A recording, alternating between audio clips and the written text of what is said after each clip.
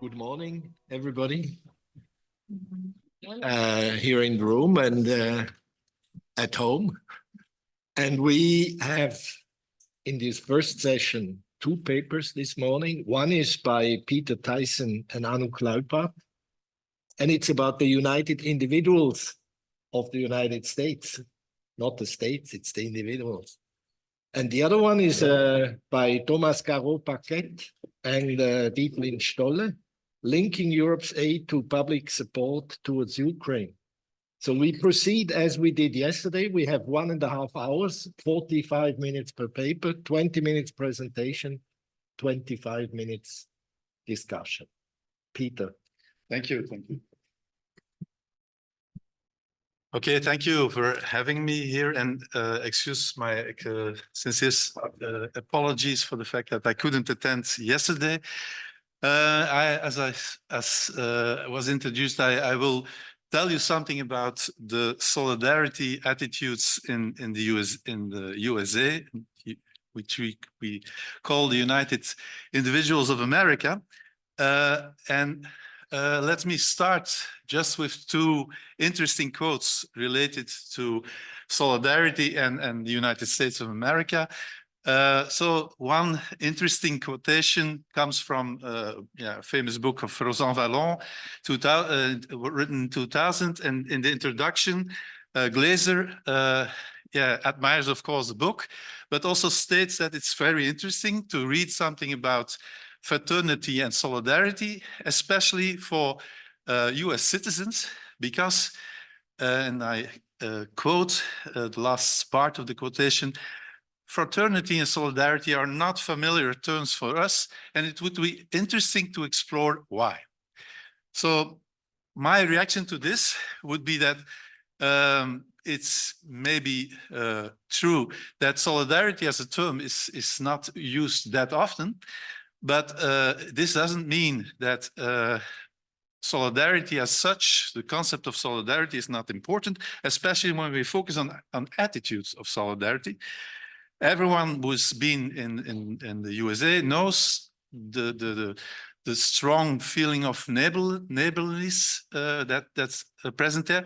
And if we stick to the definition proposed by Benting and Kimlicka in 2017, if we say attitudes of solidarity are attitudes of mutual acceptance, cooperation, and support in times of need, then it makes perfectly sense to look at the situation of solidarity in the US. Okay, then next, another quotation is for someone who is really working on the field of social policy. And it's an interesting one. I read it out loud. Common principles of social solidarity, that might sound like apple pie from a European perspective, might cause the average US politician indigestion. Okay, here it's suggested that solidarity is really a European thing and not something to study in the US. But this is, of course, related to the way we define principles of social solidarity. So Walker is a social policy scholar, while today we are more intended to use a broader definition of solidarity that's not only linked to, let's say, the social movement, social policy definition that used to be given to solidarity. So my claim is, our initial claim was that, also in the US, there are principles of solidarity. And in a way, you can even see, I know you have to be, there's some creativity is involved, but you can even see the meritocracy in the US as a principle of solidarity, because they say, okay, we will respect those people who merit it, and we will respect them, and we will not, as in Europe used to be, we will not take social class and all these things into consideration. No, it's only the merits. And of course, we know testing in the US is really crucial, and it's part of their identity. So the SATs really prove this. So it's in my view, it can be defined as a form of solidarity.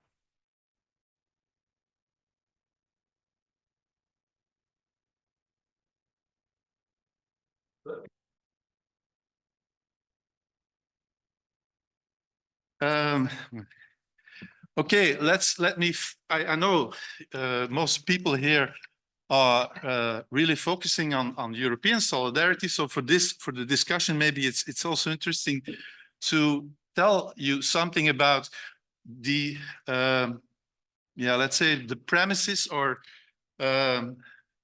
so the things we use very much as points of departure. So I really, as many of you do, I still really like the conceptualizations made by Lipset and Rocken, maybe not especially the writing, but the ideas, the conceptions. So, okay, we all agree that social cleavages are important, but have been changing. So others will tell you much more about this. But the interesting thing is that Lipset and Rocken wrote about, they used the conflict integration dialectic, and they explicitly said this. But they also, and this is interesting, they also said we could have easily looked at it the other way around. But they say we have conflicts in society, and based on these conflicts, cleavages, integration originates. So there is conflict first, and then integration comes about. But nowadays, it's very interesting. We see the dialectic the other way around, which Lipset and Rocken also took into account. So nowadays, we all see the quotations of Teufel and Turner all around. Okay, although Teufel and Turner is already a work of the 1980s, but they write about an integration conflict dialect. They say, we need social integration, we need solidarity, we need to stick together. And because we need to stick together, we try to find an outgroup. But this is a principle of first of integration, and then conflicts comes later. So for us, in our typology, in our work, we take the second dialectic really as a point of departure. So our the first general premise is that people need integration, especially in times of crisis. And also politicians realize this, because I'm not someone who tends to blame politicians, but very many people do. And many people seem to argue that politicians, parties are the causes of the fact that solidarity crumbles. In my view, this is not true, because politicians actually try to build solidarity, but they do it in completely different ways. And first comes integration, next comes conflict. So this is our first part of departure. Second premise, this is an idea that we built on another, let's say, classic idea. The classic definition of Laswell, politics is about who gets what, when, and how. But interestingly, he forgets something, and this is the why. Why do we want to give something to someone? And so this is another dialectic. I will not go too deep into this, but this is linked up with the fact that politics has evolved from, let's say, more ideologically based to issue based. But now we see again, so the pendulum seems to swing back. And my neighbor has written some important things about this. So values are becoming much more important again. And in a way, the issue politics statement, the de-alignment statement of Dalton especially, it seems to go to the back, and now values are important. So political parties are stressing values very much, as many have told, and also social psychologists are stressing. So we give attention to values, but also to the reason why people think a certain value should be realized. And this is something, this could be called second order kind of justice. But second order, you know, this is also a premise of ours, a second order premise of justice. Small differences can become very important. So this is the narcissism of small differences. Okay, last premise of our work, which we can, of course, discuss, but it's interesting to see, and especially when we look at the US, it's very tempting to write about polarization and all this. But if you look a bit further into the theory, existing theory, yeah, it's interesting to see this evolution going from pacifying elites. I come from Belgium, the Netherlands. We have a lot of coinciding cleavages, and I used to have, and we had elites, politicians, parties, which pacified those cleavages. But with characters like Trump, we see that actually the elites are no longer pacifiers of cleavages, but they seem to be, let's say, yeah, more antagonizing figures. So for me, this is at least, if you see, we know from research that the US actually, in terms of polarization, not so exceptional. But what's really exceptional about the US is that, yeah, we have elites that seem to steer conflict rather than pacify conflict. Now, we build on this in our research because we make a strange claim maybe, but my claim is that people like Trump they steer conflict, but they also build solidarity. If you have read the work of Hochschild, you see that people attending the rallies of Trump, they really felt, here we are a community, and there is something happening, and Trump builds this. So Trump is actually also a solidarity builder. Okay, you need a certain creativity, I told you in the beginning, but it can be if you use a more broader definition of solidarity. Now, I will come to three definitions, three hypotheses in a way, but our work is more exploratory, so I'm a bit reluctant to use the word hypothesis. But also interesting is to see some other evolutions. So first of all, we see a lot of stress, firstly, on when dealing with solidarity, people were mainly discussing about structures, and we as Europeans, we tend to do this. We look at how European solidarity comes about. We look at specific policies, and many of you have done this in a successful way. But at the other side, many other people, and I think also a lot of the research is focusing on attitudes. Now, also between structures and attitudes, there is an interesting conflict line learning. So or better said, our point of departure is that different forms of solidarity, you have conflicts between them. So politicians, parties are coming out with specific forms of solidarity, but these forms of solidarity are formulated in contrast with other frames used by other politicians. So first conflict line runs from structure to subjective relations. So, and especially if you think of the US, of course, they hate structures, but this does not mean that they don't like intersubjective forms of support.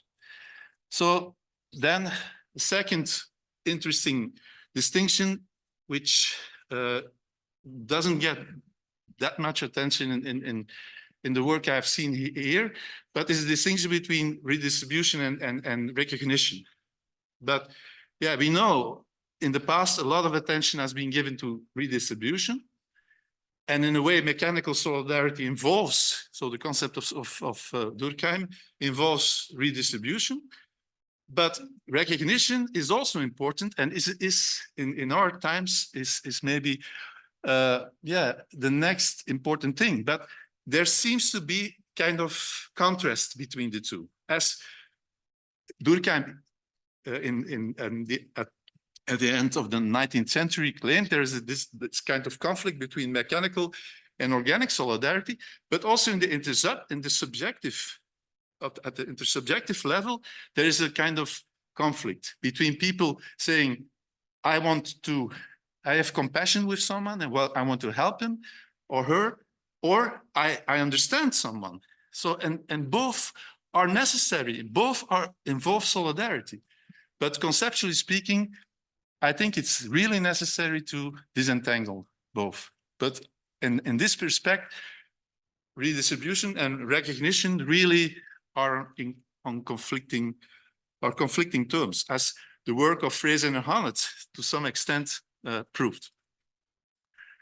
The last set of hypotheses is, are rather, let's say, hypotheses which make a combination of horizontal and vertical conflict lines. But I think it's easier to show this when in the next slides when I show you the model. Some of you have already seen it. This is our solidarity model we have used for Belgium and for European countries, both the supply side and the demand side. So for us, it was really interesting to see how does this work in the US. And I point out again, so the interesting thing about our typology, we hope, is the fact that we define relations between different forms of solidarity, and not only relations, but more specifically conflicts. There are conflicts between different forms of solidarity. And to some extent, many things that have been written can be fitted in this scheme. So for instance, I'm very lucky that a very important author for the diagonal, so which we call the GB, group-based empathic axis. This is integration demarcation. But I think it's saying that this is the most important axis, involves also taking into account other axes of solidarity. And I've just presented the axes. So we have the horizontal axes, which are reminiscent of the work of Durkheim, but the conflict line, the horizontal conflict line you see between group-based and exchange-based, this is a structural one. So, and the conflict line between compassionate and empathic solidarity, this is the intersubjective one. So the one defined by Hannett and Fraser. So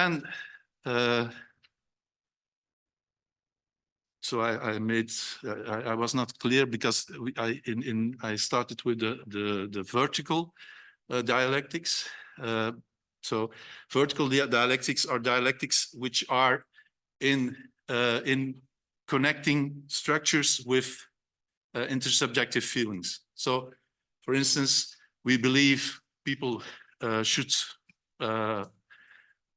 support people who belong to the group, but compassionate solidarity is linked because you see that intersubjectively, you see sometimes people are not treated the way other citizens of our country are. So there is an interesting relation, and from a historical point of view, it could be interesting to see this dialectic going from above to the structural component to the intersubjective component, and how this moves around.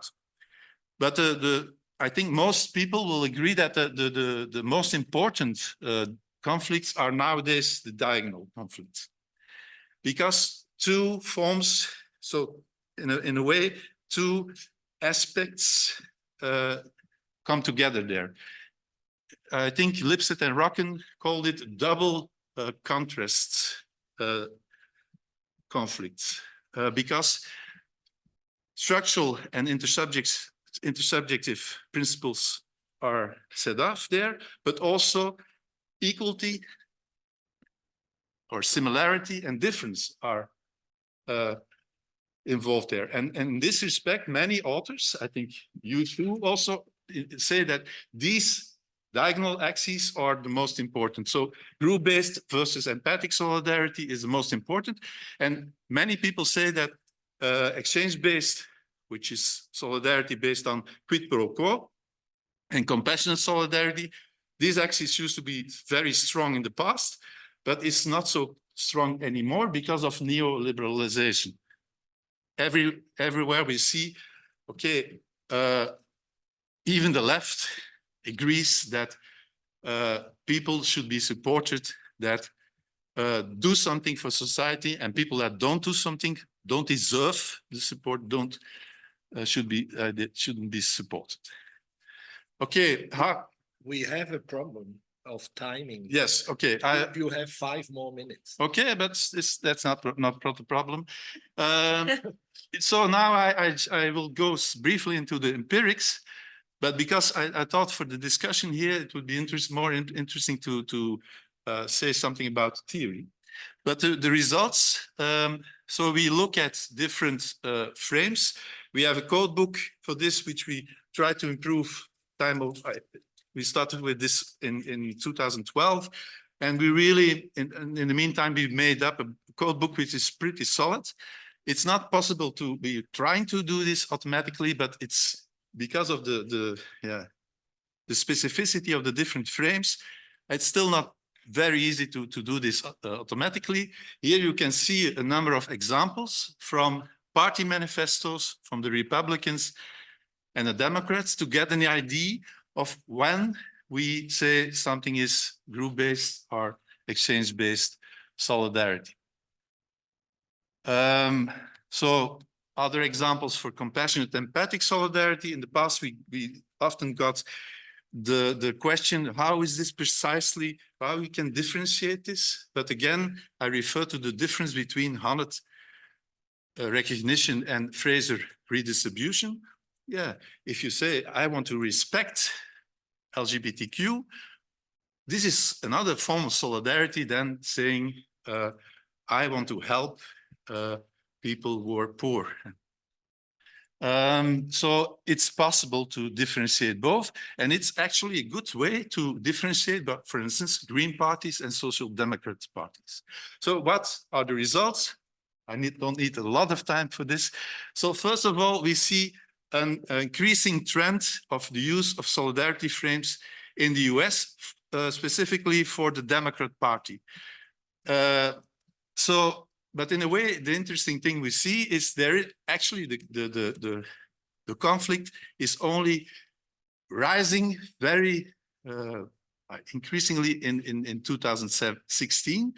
And we have a problem in 2020. There was no manifesto, but because the Republicans said, yeah, it's the same one as 2016, though, so there was not really a discussion. When you look at the different forms of solidarity, it's very interesting that in the US, actually, and maybe to go back a bit, here, looking at this graph, we see that indeed the Democrats use solidarity frames more often than the Republicans, but the differences used to be quite small. Okay, there were differences, as you can see on the confidence intervals, but actually only in 2016, the difference became really important. But in terms of polarization, yeah, before 2016, we didn't see, we don't see that that much polarization. Now, for the forms of solidarity, what is really intriguing for us is to see that the structural forms of solidarity, so saying Americans should stick together, or we should support people who contribute. In a way, this is our typical phrases for the USA, but they don't use them that often in their manifestos. Actually, in European manifestos, they occur much more often.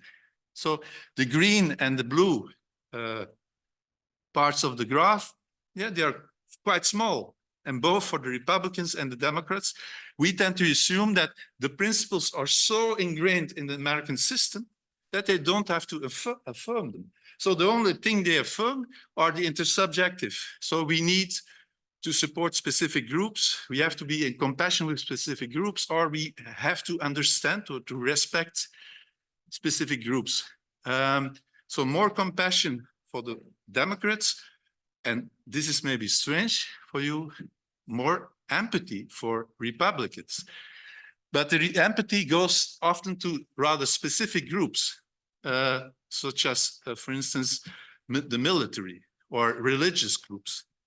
But because we stick to the underlying values, yeah, we think this is still important to say this is empathic solidarity. It's maybe strange for us, but it's also strange to understand that Trump built community. But Trump uses a certain specific type of solidarity. Now, last things, we try to look at, because we have very fine-grained data for Belgium, we try to make a comparison of the USA and Belgium as a I will not say prototypical example of Europe, because there are many idiosyncratic differences. But what's interesting to see is that the crosses in the upper diagonal of this matrix. So we have four different solidarity frames. So you can define six conflicts among them. And on the subdiagonal part, we only depict the American parties. In the let's say under the diagonal, you can see a combination of Belgian parties and the US parties. So actually what we see is that the differences in the US in terms of solidarity are usually very, very small. Although there's one important thing, and that's compassion, of course. And compassion, so in terms of Lipset and Rockin, we can say there's only one cleavage in a way. And maybe this is just a difficult thing, because in European countries, we have also many cleavages, many value cleavages, cross-cutting.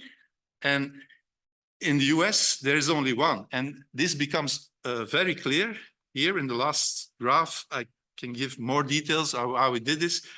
We standardized the positions, and we looked at the diagonal axes. So the ones for example, in the work of Crises et al., they suggest that the most important axis is between group-based integration and empathic solidarity,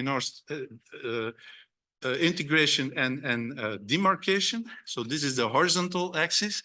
Now, the interesting thing you see here is that the conflict has been rising among the Republicans and the Democrats, but actually it's a small conflict. When you compare this with the parties in Flanders, and are not very small parties.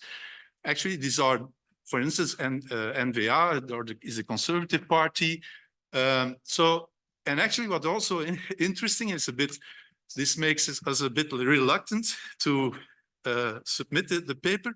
Yeah, the Democrats are even more compassionate than our social democrat and green parties.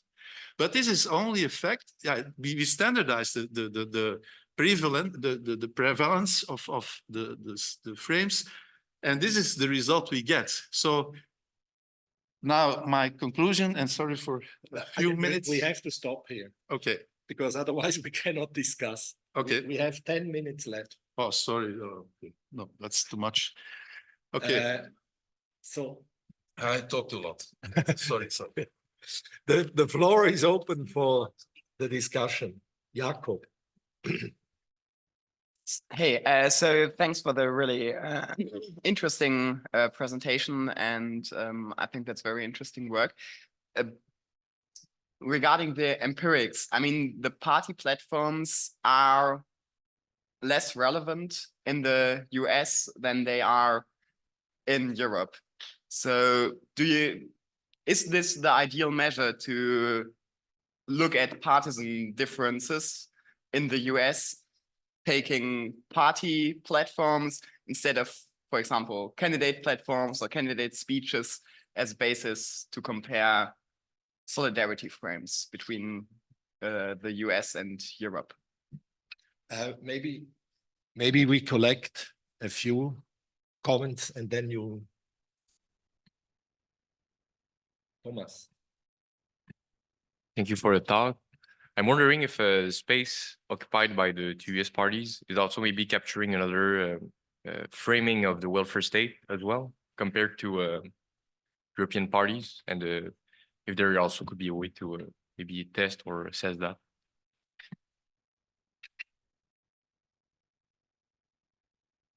If I may, I mean, you presented us with a large number of concepts, and it was for me, it was hard to grasp what the concepts exactly mean. But what I understood is that there in the US, there is only one cleavage, and it's in terms of compassion. Now maybe you explain a bit more what this means.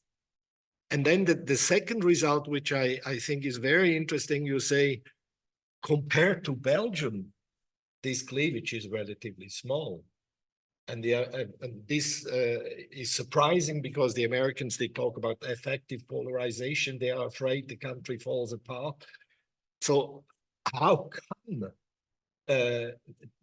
this finding is so contrasting with what the common sense ideas are about the United States?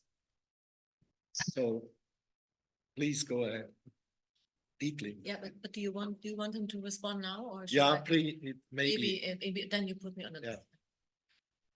Okay, let me start with the question of Jacob. So party platforms, of course, this is a question we often get. It's it's easy to defend manifestos in European countries because they are largely negotiated and often there's a lot of discussion, but in a way it's also in a very interesting document to consider so free of crisis to a certain extent, because people look at the document for a long time. A lot of stability is also in the documents. We can see a lot of stability. I agree that in the US they are maybe a little bit relevant because the group communication around manifestos is less intense, but still, for me, it's very it's really very illustrative that Trump couldn't deliver a manifesto because they couldn't build consensus around the document, and this is in a way is very revealing. Because this tells also there is a lot of negotiation going around. So I must be honest. I haven't seen whether they have a platform now for the next elections, but I assume they will have again. But I think so. There's also some research, which U.S. research, which uses manifestos a lot, but of course the financial component in building there's the pressure groups and financial contributions also play a huge role. But I can't tell you much more about this. But I think it makes sense. But there are other forms of political communication which also make sense. Then the question about the welfare state. Obviously, if I talk about structures, we should, if we say there's group-based solidarity, European solidarity is to a large extent, structural group-based solidarity.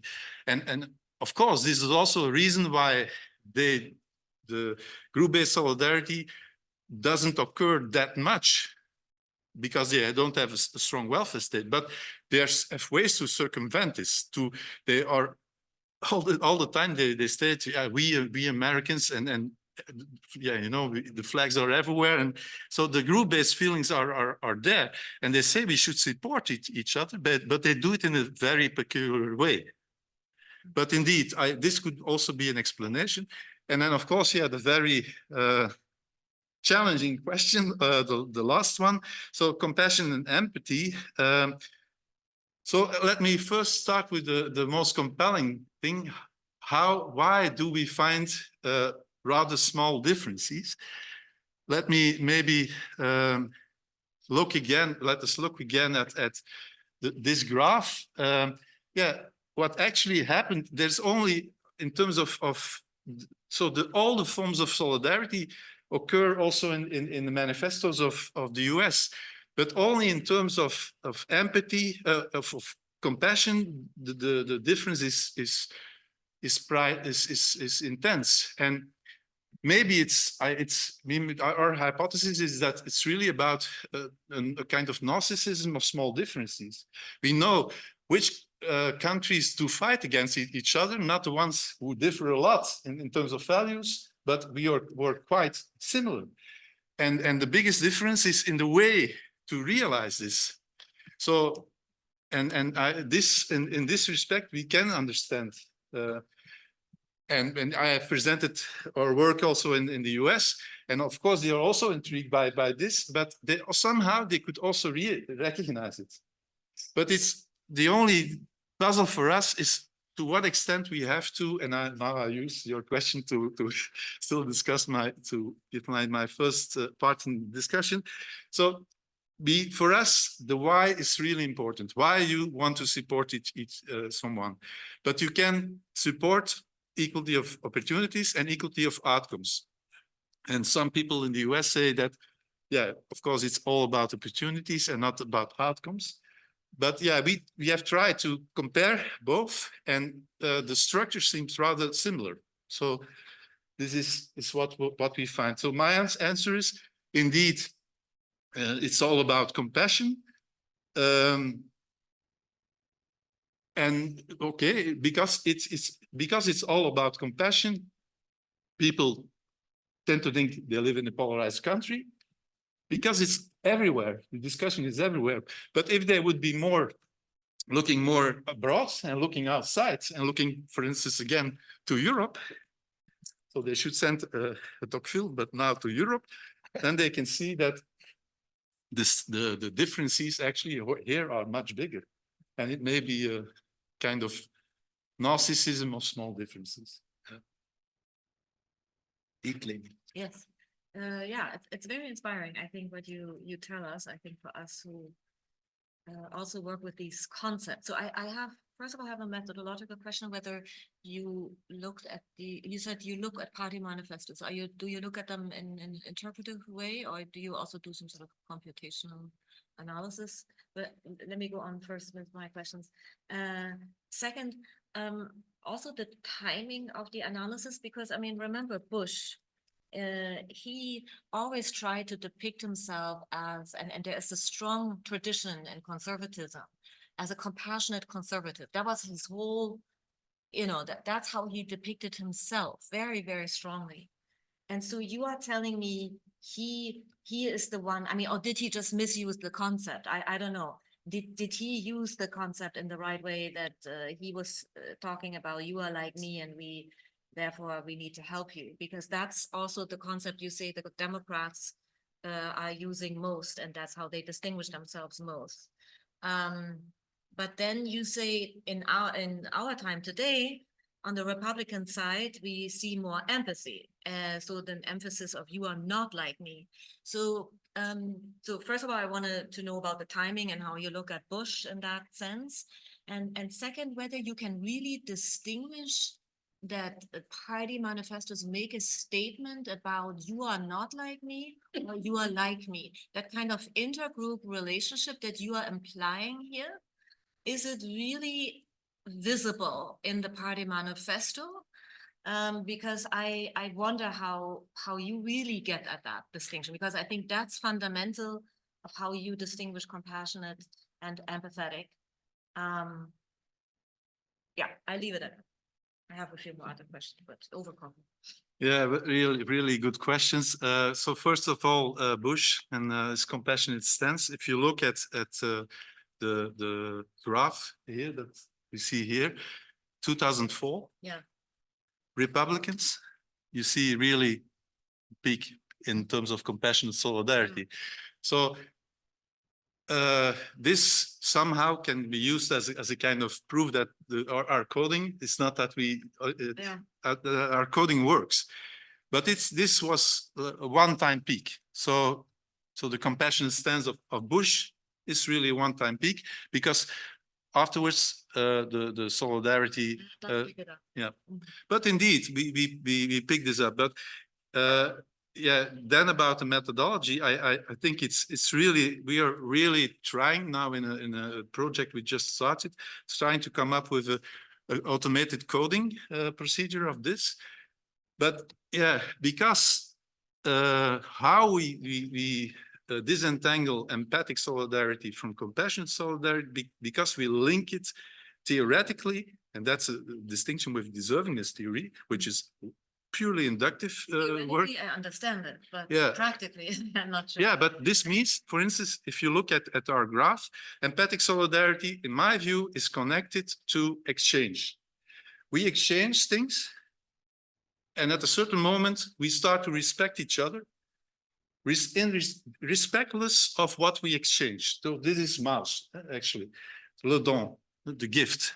So we exchange things, but at a certain moment, the thing we exchange isn't important anymore. But anyhow, in an exchange solidarity, exchange-based solidarity, reciprocity is of utmost importance. But also difference, because it's based on the division du travail, division of labor.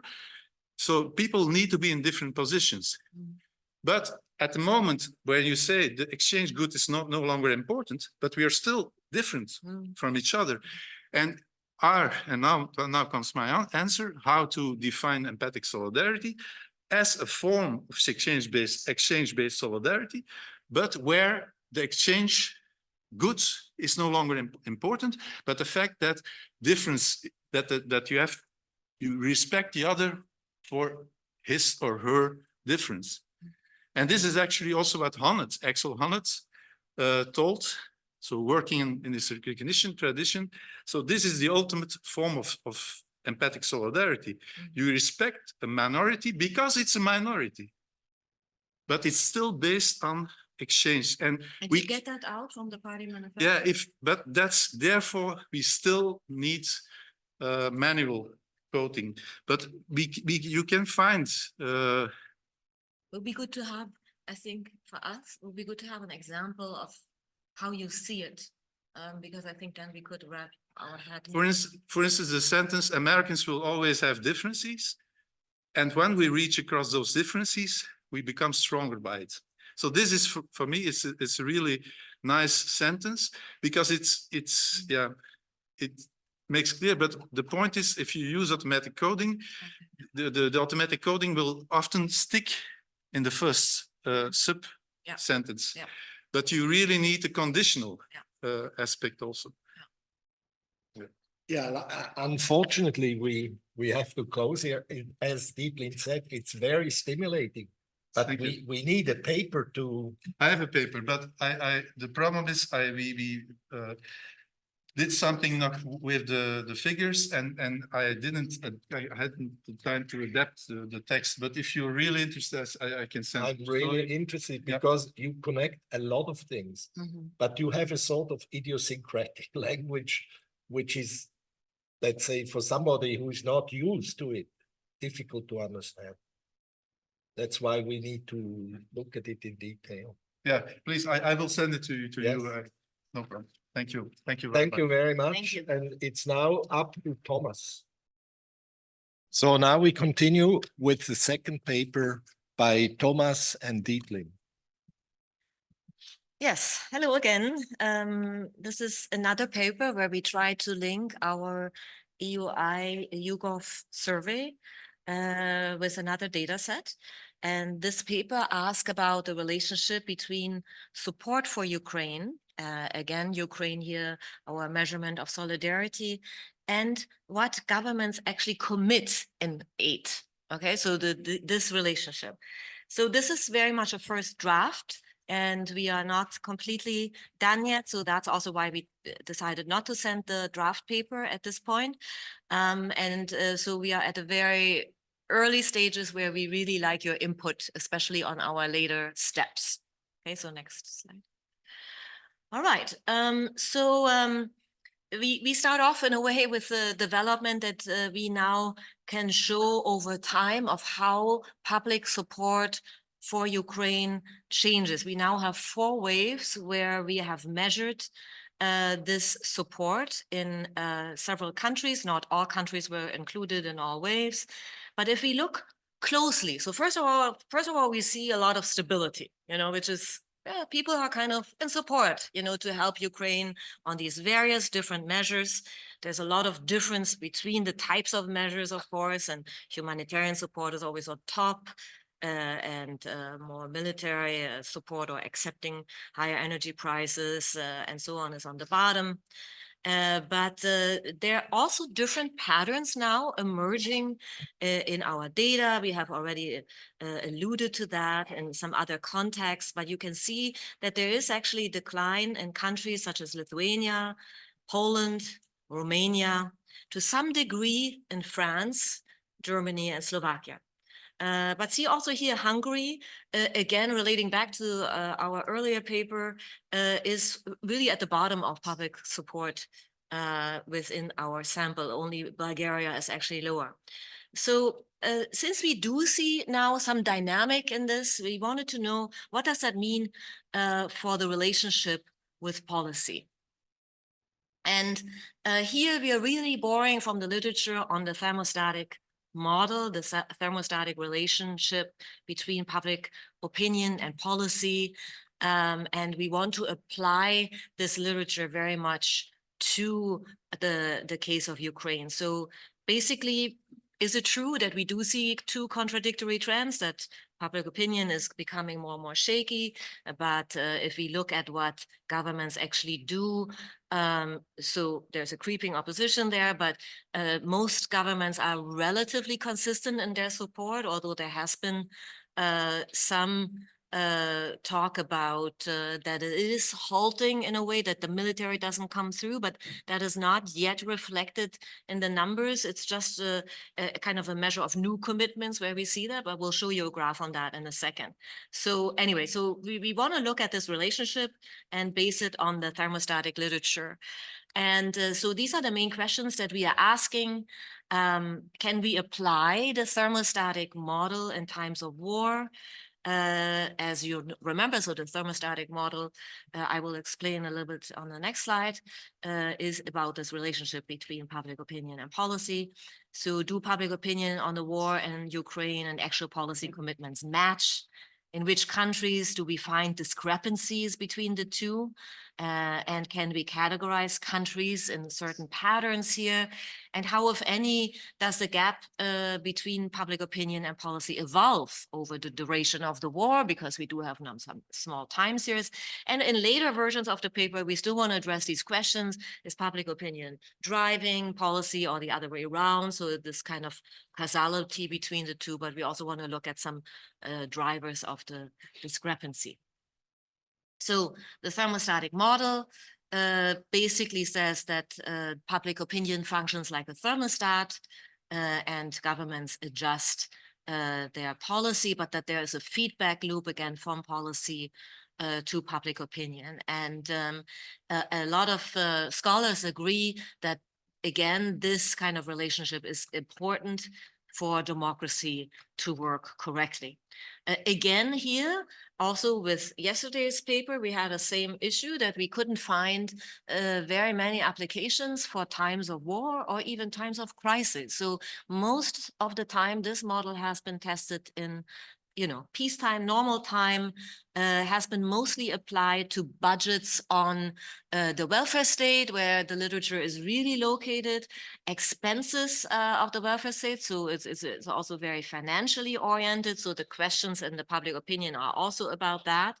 And so it has not been applied so much to specific policies that are kind of salient at the moment. So why does it matter? Well, public support in times of war is important.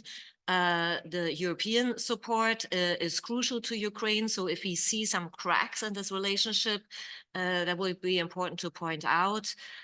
We are focusing here, as Thomas will talk about, on two aspects of that aid, especially military and refugee, which has to do with the fact that we can measure it extremely well. It's much harder to measure the support for Ukraine to be a member of the EU. We would have to go to elite assertions on that and so on. But here we have actually hard numbers. Well, we also believe that applying it to the model of war in Ukraine can lead to the refining of the original model of the thermostat, potentially. Okay, so here are our beginning hypotheses. You know, we take it very simple for now. We want to say that as the model would predict, public opinion, even in wartime, aligns with government actions on military aid and refugee intake in Europe. Second, the public opinion and aid commitment link in European countries will be stable across time, with a few changes that we expect in the low and high discrepancy status that we see, but that countries are kind of locked in. But we would expect fewer gaps over time if the thermostatic model is really at work. So if there are discrepancies, they will be kind of lessening over time because of the thermostatic model. And finally, something we haven't tested for today is that we want to explain these discrepancies. And 7, my last slide here. This is our analytical and quantitative assessment for today. We are choosing 2 indicators of Ukraine aid, the acceptance of refugees and support for the military. We show you a cross-sectional relationship between this link. We create a discrepancy scores and look at clustering of countries. And the second step is to look at the dynamics of this discrepancy in only 11 countries, because that's where we have the longest time series in 3 waves. Okay, so I hand it over to Thomas. Thank you. So in terms of data, we are, of course, using this great data set, and it's 3 waves from April 2022, 23, and fall 2023, so the most recent wave. We are, of course, looking at 16 EU countries plus the UK. And the 2 items we're looking at is, of course, military aid and Ukrainian refugees intake for the reasons mentioned. As for a policy, how do we measure it? Well, we're using another data set that we are joining to the public opinion data, which is from the Kiel Institute. It's the Ukraine Support Tracker, and it's available in multiple variations, but we are focusing on the variations that fit the most our data. So of course, version 14 is the most recent one. As soon as one is going to fit the new wave better, that's the one we're going to prioritize. And in terms of aid, we are using the transformed GDP, or like the way military aid corresponds to the overall 2021 GDP of the country. And for refugee intake, we are looking at a percentage of this intake for Ukrainians as a percentage of the population in 2020. In terms of methods, since it's hard to assess what these raw numbers represent, we are basically creating modified z-scores, but instead of the mean, we are using the median. So here's the way you compute it. And as for discrepancy scores, we are basically computing it by taking a public opinion and its z-score minus the committed aid z-score. Here are the public opinion measurements we are looking at. As Dietlin said, they are fairly stable over time, but still there's been some changes in recent months, and we aim to assess what causes that. But it's going to be in the next step for sure. As for committed aid, we can see that the patterns differ by country. Some are stable, others are not. And what's interesting is that, of course, military commitment is always going up, while intake can, of course, reduce if refugees are, for instance, going back to Ukraine or in another country. And now on to the analyses. So this is the discrepancy score for military aid. Here, basically, we are showing the subtraction I just told. And we see that some countries have, of course, a positive discrepancy score. Finland, Spain. This indicates that the public opinion is in a way stronger in support of military aid than what the government has committed to so far. Meanwhile, negative scores such as Poland, Slovakia, they reflect a government commitment that is much higher, or at least higher than public opinion support, which suggests a more proactive stance, maybe of these governments, regardless of a lower public demand for such aid. As for refugee intake, the interpretation is similar, but we can see that there's a much less variation on the plus side here, while some countries are much more have a much more discrepancy score that is much negative compared to other European countries. So, for instance, Poland, Lithuania, Slovakia, again, are displaying a pattern almost of their own. And conversely, the UK, Spain, they show significant positive scores, which highlights public desire that might be stronger than government commitment.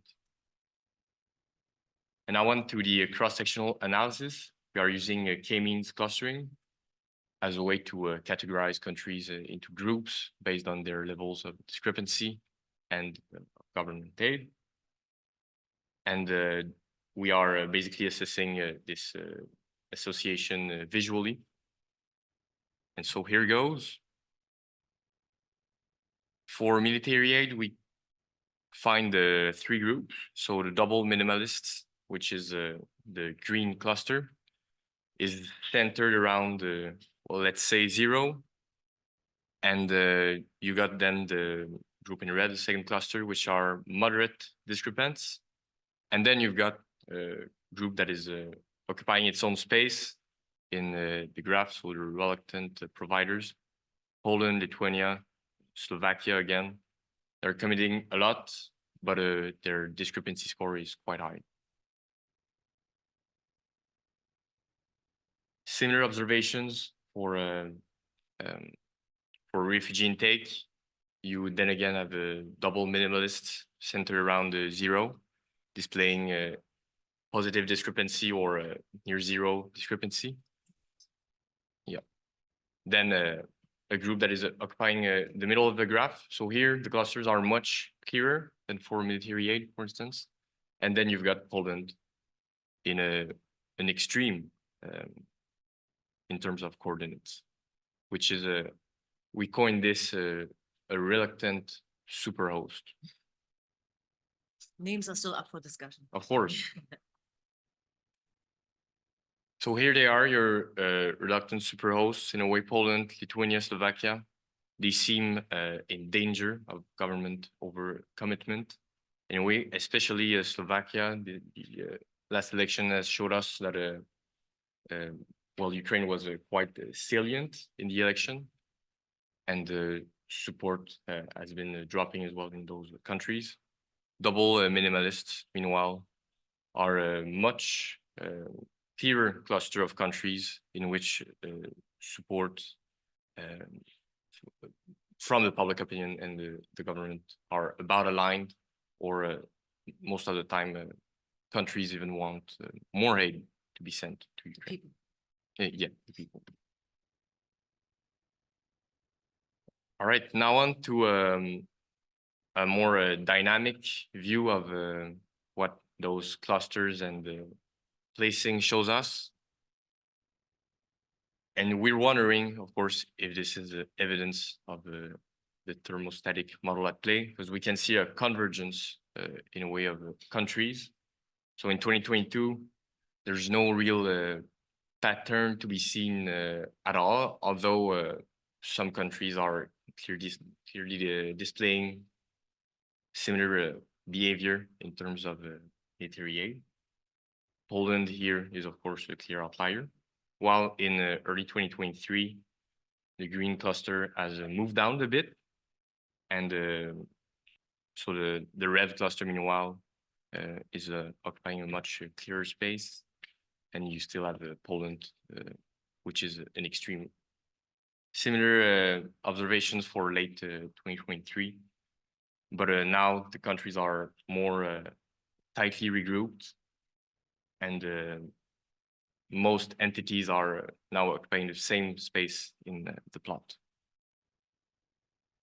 As for refugee intake, the patterns in terms of grouping here are much clearer sooner. So there's an alignment first in most countries, and this alignment tends to stay in time and to converge on a European scale. So, for instance, Poland, which was at an extreme in 2022, is now in another cluster in late 2023. So this is worth mentioning, we think, but also worth analyzing further, of course. So what should we take away from that? That's the big question in terms of the thermostatic responsiveness, of course. These degrees of alignment are changing across Europe, and we aim to find the mechanism that is underlying. In terms of cluster findings, we see different patterns across different types of aid, of course, but some countries are clear outliers on the two fronts, such as Poland, Lithuania, especially in 2022, while other government aid exceeds public support for Ukraine. That's the main takeaway for most countries. There's, of course, larger discrepancies that are most of the time associated with lower public satisfaction with government actions. And some countries are stable, while some are changing in terms of clusters in our dynamic analysis. So now on to the next steps, because this analysis was fairly descriptive. Yeah, so we want to talk to you a little bit about where we should take this further. So there are two different ways of how we want to address it and would like to have your input on. So first of all, we want to assess the causality on who follows whom, although we have an extremely short time series, so it's going to be hard. But of course, we wanted to, so we see, as you saw on these longitudinal graphs, like a decline in discrepancy. So the outliers came in, and so is this a form that governments followed public opinion? So that would be really the thermostat at work. Or is this the other way around, that the public opinion adjusted to what the government was doing? So that's number one. And we already talked a little bit about the modeling that's necessary here. And there's a lot of modeling that we can rely on in the thermostat literature, although they, of course, use longer time series and also deal with different entities, you know, deal more with dollars and so on, whereas we have the military also as a percentage of GDP, but the refugees as an intake, as a percentage of all the population. So that's number one. Number two is to look more at the determinants of discrepancies. So obviously you will say, well, clearly the discrepancy also declines for refugees because there's maybe fewer refugees just coming from Ukraine, although the war is ongoing. So, you know, it's not clear that it's not really an end, but there was, of course, a beginning period in 2022 when lots of refugees came. So we do see the downturn there a little bit, maybe for that reason. So that's one thing. We also want to look at other factors. So, for example, are discrepancies higher in coalition governments, which, you know, that's the literature on the thermostat has suggested that it has not tested this fully in all situations and so on. And in general, to look at political institutions as moderators here. That, I think, interests us. And for military aid, you know, there are also other arguments, like do certain governments push support for the military because they have a lot of production in their country? They happen to have production of weapons that are particularly suitable for Ukraine. And so the governments get into pushing this maybe way farther than the population wants. So, and then creating, therefore, a discrepancy. So, these we could potentially do in case studies, but we could also look at some data here on this. So that these are the next steps. But if you have other ideas, please let us know. And so in conclusion, for now, we see the thermostatic model seems to be at work for a salient war situation. There are in some countries very drastic gaps between what the government does and what public opinion accepts. That has been, however, corrected in many cases. In some cases also with the government change, in others with changes in government policy with the same government. So government change actually also plays a role. And the countries that we are particularly eyeing here are Poland, Lithuania, and Slovakia, but also some others. Germany is sometimes falling into discrepancy, for example, and so on. So the overall discrepancy declined over time, but we have more work to do. That's on that note, thanks, and we'll look forward to your comments. Right. Thank you. So very interesting paper. I'm gonna just blurt out a couple of thoughts and then we see. Sure. So I wonder if refugees is a good measure because it doesn't really depend on the countries, but rather on the refugees. So all EU countries, basically 3 days after the war started, well, the EU as a whole passed the TPD, and then they all said that they accept all possible refugees. So it really all depends on the refugees where they decide to move. And they mostly move to Poland and Germany, go to Poland and Germany, Poland for linguistic and cultural similarity and because they feel supported, and in Germany because it's wealthier and can support them. So, there are almost no refugees that go to Spain, very few that go to like Ireland and so on. So it really doesn't seem like it depends on government, whereas your theoretical framework is about how governments react to public opinion. I think at the most there, you could say that there's a connection, again, where some refugees might say that they feel more welcome in some countries, so they go there. So, there are very few that go to Hungary. There are, I think, like 30,000 that registered in Hungary, even though it's a neighboring state. That might be because they feel that it's more hostile. So there's a connection there, but I think it's not as direct as with military aid. So maybe you want to use one of the other measures, or just think about why this measure might be there. Then the second comment is on the measure. So I'm wondering if you can somehow also have an alternative measure of public opinion that somehow captures majority support. Because again, since you have a relative measure, it's hard for me to understand exactly what it means that the effect is negative or positive. So again, obviously in Poland, the government is much more supportive, but still public opinion has majority support, right? So should somehow be different than Slovakia, where I think public opinion doesn't have majority support. So if you as a government can rely on majority support, like even if you, let me put it differently, Poland is an extreme outlier because it has so much support for Ukraine. But it can still be that 65% of the public supports Ukraine, just that Poland is such an outlier compared to other countries that it shows up as negative in your model. So I think I'm not saying to replace it, but to have an alternative, another measure that captures this idea of positive support, because Slovakia is, I think, in much more trouble than Poland, because in Slovakia, the public was really against, or like they're very pro-Russian, Ukraine skeptic, and that's why then the government lost the majority and so on. So now you have a more anyway, so I'm just saying this dynamic is different, and then in your analysis it shows up that they're the same. So I would just use another measure to account for that. Then I was thinking for this thermostatic model to work here, as with any other public opinion thing, you need both salience and interest in the topic.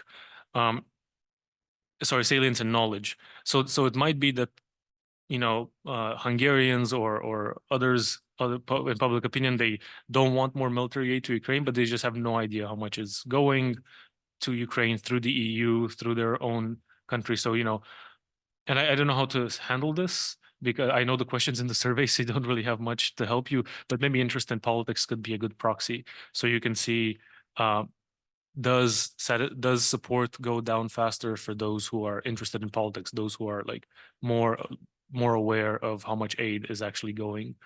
Because you can say, I don't agree with sending more aid or taking in more refugees, but then maybe I just don't have any idea. the opposite is also possibly true. So in Hungary, it might be the case that they think that there are many refugees because many have transited, and they're just not aware that they have very few refugees, and the burden is actually very small. And then the last comment is that maybe for your for the further steps, one thing you could try is to have to do a synthetic panel. So you can match individuals from the three waves based on demographics and other characteristics. And then you could have a quasi panel to see how public opinion shifts. And again, this could allow you to see among which types of people does support go down. And in particular, you could see if support goes down for voters of the government, which arguably matters the most, right? Yeah. Because now you look at overall public opinion, but governments care the most about their own voters. Yeah. So if they're supported, if their voters are supportive, it doesn't matter that most public opinion is against them. Mhm. So there is Daniel and Jakob, but he asked so many questions. Yeah. And we don't have all the answers. Do you want to go first or you want me to? Yeah, maybe. Right. So thank you so much for all those comments. The first one on the measurement is really something to think about, of course.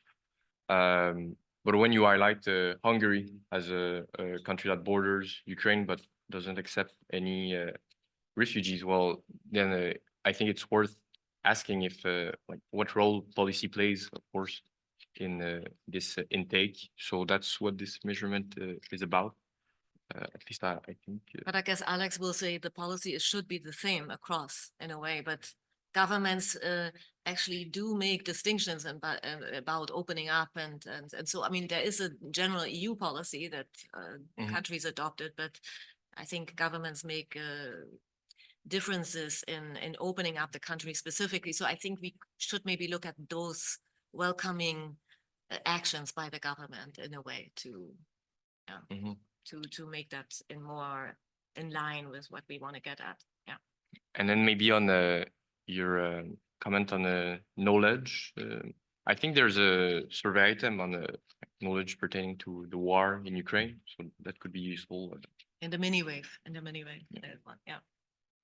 Thanks. Do you have something to add? Yeah, there were a lot of useful comments, Alex. Thanks for we definitely will integrate the idea also about an alternative measure. I think it is also a robustness test in a way, but also the relationship should be stronger if we move to the majority. So I think that is a good test that we should do. I think, yeah, I'm still thinking about your points about refugees. I'm not 100% yet convinced on it, but that it is not related to what governments do. But again, I think we need to maybe dig out better research on how government action matters there. But other measures are even harder to, as I said, EU is harder, willingness to send troops. And so it's hard. So yeah, so we are kind of stuck with what we have. I mean, theoretically, of course, we could ask all kinds of other things. Humanitarian aid would be maybe another one we could do.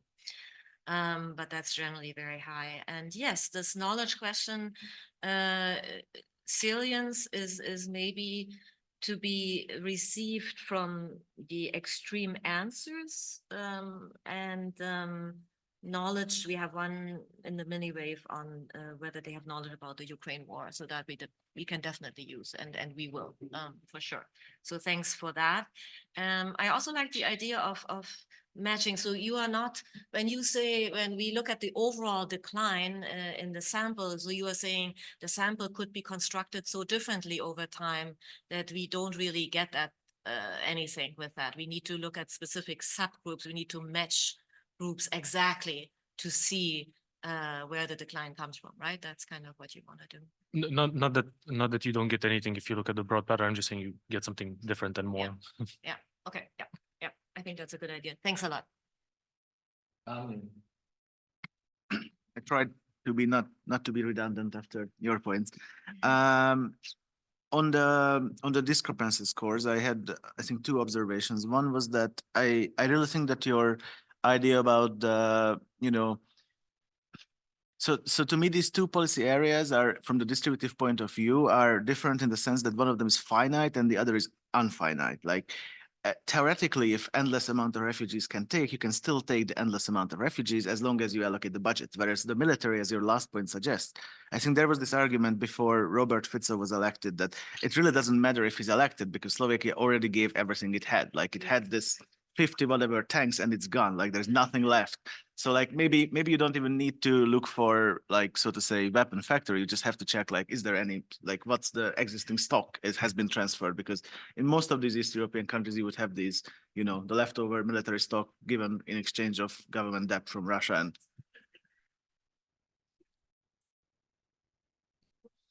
yeah.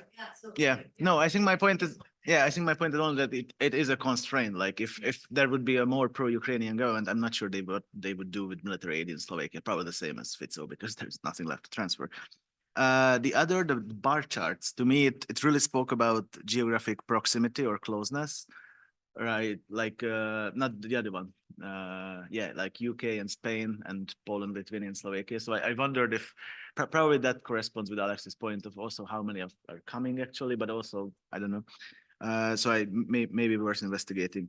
On knowledge, we have a friend here, a PhD student, Marius, who does research on transparency of these military aid policies. And I thought maybe that's something that you could look into, like to what extent governments actually publicize their aid to Ukraine, because there is significant variance on that. So maybe that's even more of a driver than you might be politically interested, but if it's never published, good luck with trying to figure out what amount of aid is sent. I have a quick potentially useful or potentially useless suggestion on causality. Maybe you could do a USD, like an unexpected event in survey design, because a lot of these announcements have been made about when, you know, a government allocates military or refugee aid to Ukraine, and maybe this will correspond with some of our fieldwork, at least in some of the countries. So you could check if these announcements sway public opinion when the fieldwork was happening for Solidarity. And I just have a quick clarification question on the dynamic figures, the facet plots of the three figures next to each other. No, the three facet plots. Because I never really understood, because the title always said it's military and then the figure always said it's refugee. So how, maybe I didn't get the figures. Okay, so which one should we look for?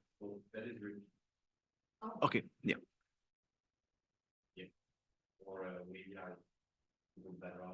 Because I thought maybe it's two-dimensional, but then it's just the title. Okay, never mind.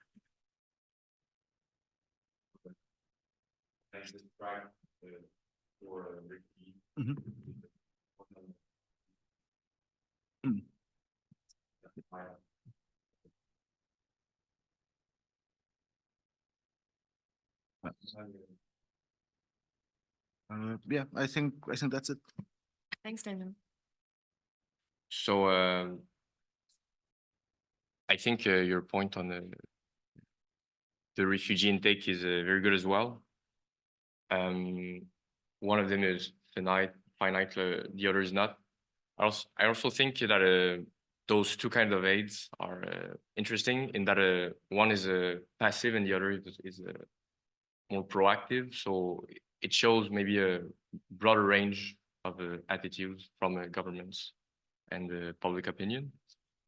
On the transparency point, the Kiel Institute has an index of transparency from which they get the data from. So that will be quite easy to implement. So we will sure look into that. And thanks for the unexpected survey design. That is something we'll look into as well. Mm-hmm. Sorry, maybe just one last sentence. I think your Ditlin's point on policy matters for refugee, I think makes sense, because I have a lot of friends working for NGOs in Hungary trying to accommodate Ukrainian refugees, and they get absolutely no state aid in, like, when it comes to hosting and like allocating, and like they don't even know how to put them into public education system and anything. So like, yeah, the EU-wide policy is the same, but on the ground it's absolutely helpless, and it's just the NGOs doing and nothing from the state. So I do think that variance makes sense and plays a role. Good. Yeah, cool. Okay, I'll try to be brief. First of all, thanks for the really interesting presentation.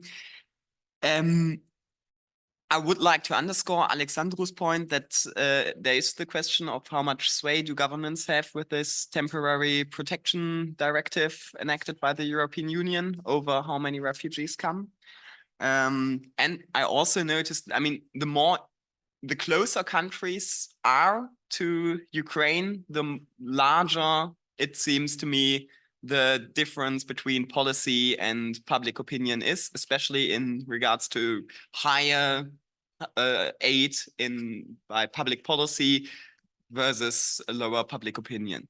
So my thought was, is it maybe a story of like sliding into the international relations sphere in a way, so that it's basically the closer you are to Ukraine, the closer you are to Russia, the more deterrence, geopolitics matters, and the less then the thermostatic model of public opinion is relevant. So that could be something. And then I was wondering whether you could also use financial aid or support for European Union financial aid as some kind of measure.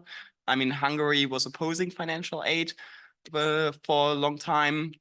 So maybe you can get data on that. And finally, maybe you could use some Eurobarometer data that you could then maybe harmonize some items to those of the YouGov survey and then get basically additional time points for your time series analysis. They may have added them in the last year. I would take a look.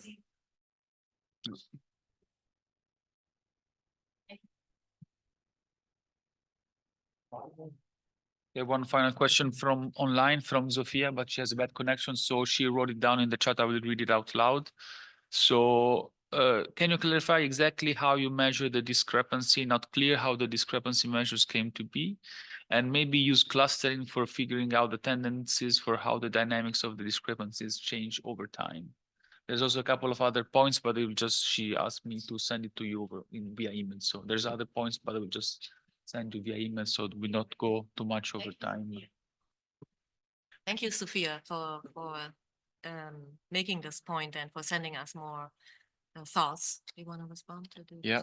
So in terms of a discrepancy, here is a more fine-grained graph of public opinion for military aid, for instance. So those are the scores, the Z-scores we are using for military aid, and those are subtracted to the commitments, which are also observed here in terms of Z-scores. So I hope this clarifies. And as for public opinion, we are using a linear scaling. So it's a Likert scale that we recode from 0 to 1 and exclude all of the respondents not taking a position, for instance. And this is, of course, derives from the weighted mean. And maybe also the comments Jacob made, I think financial aid or humanitarian aid is actually something we could merge with public opinion data, and potentially that is maybe a third dimension we could look at. And the closeness variable. So the closeness variable matters a lot in this conflict. That is very clear. And we're going to have an article also out or writing on one where we talk about that it divides Europe. I mean, I'm not using the word cleavage, don't worry. Divides Europe differently. Yes, no.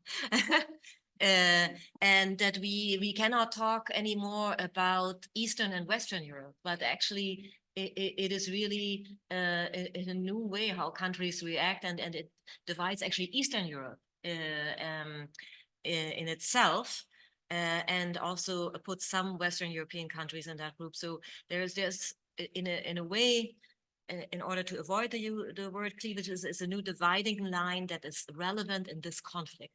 Okay, so that we want to highlight in that other article, but and that I think goes beyond the closeness itself, but closeness has to do with it. Yeah, the Eurobarometer idea is also great. Thanks for that. Yeah. We have to conclude this session. I would like to make a comment too. Sure. I think the action is actually in 3 countries, maybe 4. Mm. It's Poland, Slovakia, Lithuania, and maybe Germany. Yeah. And because these countries are so different from all the others, I would recommend case studies of these countries. For example, in Poland, the government reacted to increasing critique by closing down the borders for grain imports or for truckers from Ukraine. So on a very different policy domain. Yes. And I think it's hard to get government reactions to public opinion if you stick just to the refugees or to the military aid, because the compensation might come in different forms. Yeah. And I would also say what Alex already said, that it is very important to distinguish between the partisans of the government and others. Yeah. Especially in a case like Poland, where it's so polarized. So Thank you. we could go on for Yes. longer, but I think we deserve a break, and we reconvene at 11 o'clock for the second session this morning. Thanks a lot for all the speakers Super. and for the commentators. Hello again. And we are now coming to our last panel of our little mini conference. This last panel is on national determinants of transnational. It's about, in general, about transnational crises, solidarity and transnational crises. And we have 2 papers. One is the national determinants of transnational solidarity in the EU with Hans-Peter Krisi, Alexandru Moise, Ioana Elena Oana. And the second paper, Here Comes the Flood, Past Crises, Experiences and Future Climate Solidarity, with Alessandro Pellegata, I think, who is not here, but maybe online? Yeah. And Anne-Kathrin. Yes. Okay, excellent. We needed that voice. Okay, well, let's get started without any further ado. Just to let you know that after this panel, we will have our lunch here, I assume, right? Here in the building, in the canteen. You have the wonderful opportunity to eat the canteen food of EUI. So, okay, let's get started. Hans-Peter, you are presenting. You have 20 Yes. minutes. So it's about transnational solidarity, and we heard about many definitions of solidarity yesterday and today. What we mean is solidarity of national publics with other member states in the EU. Mm. The question is, would you be in support of your country helping another country in a major crisis? So it's help between countries, between member states, but it is individuals who are asked whether they would support another country by way of their own country.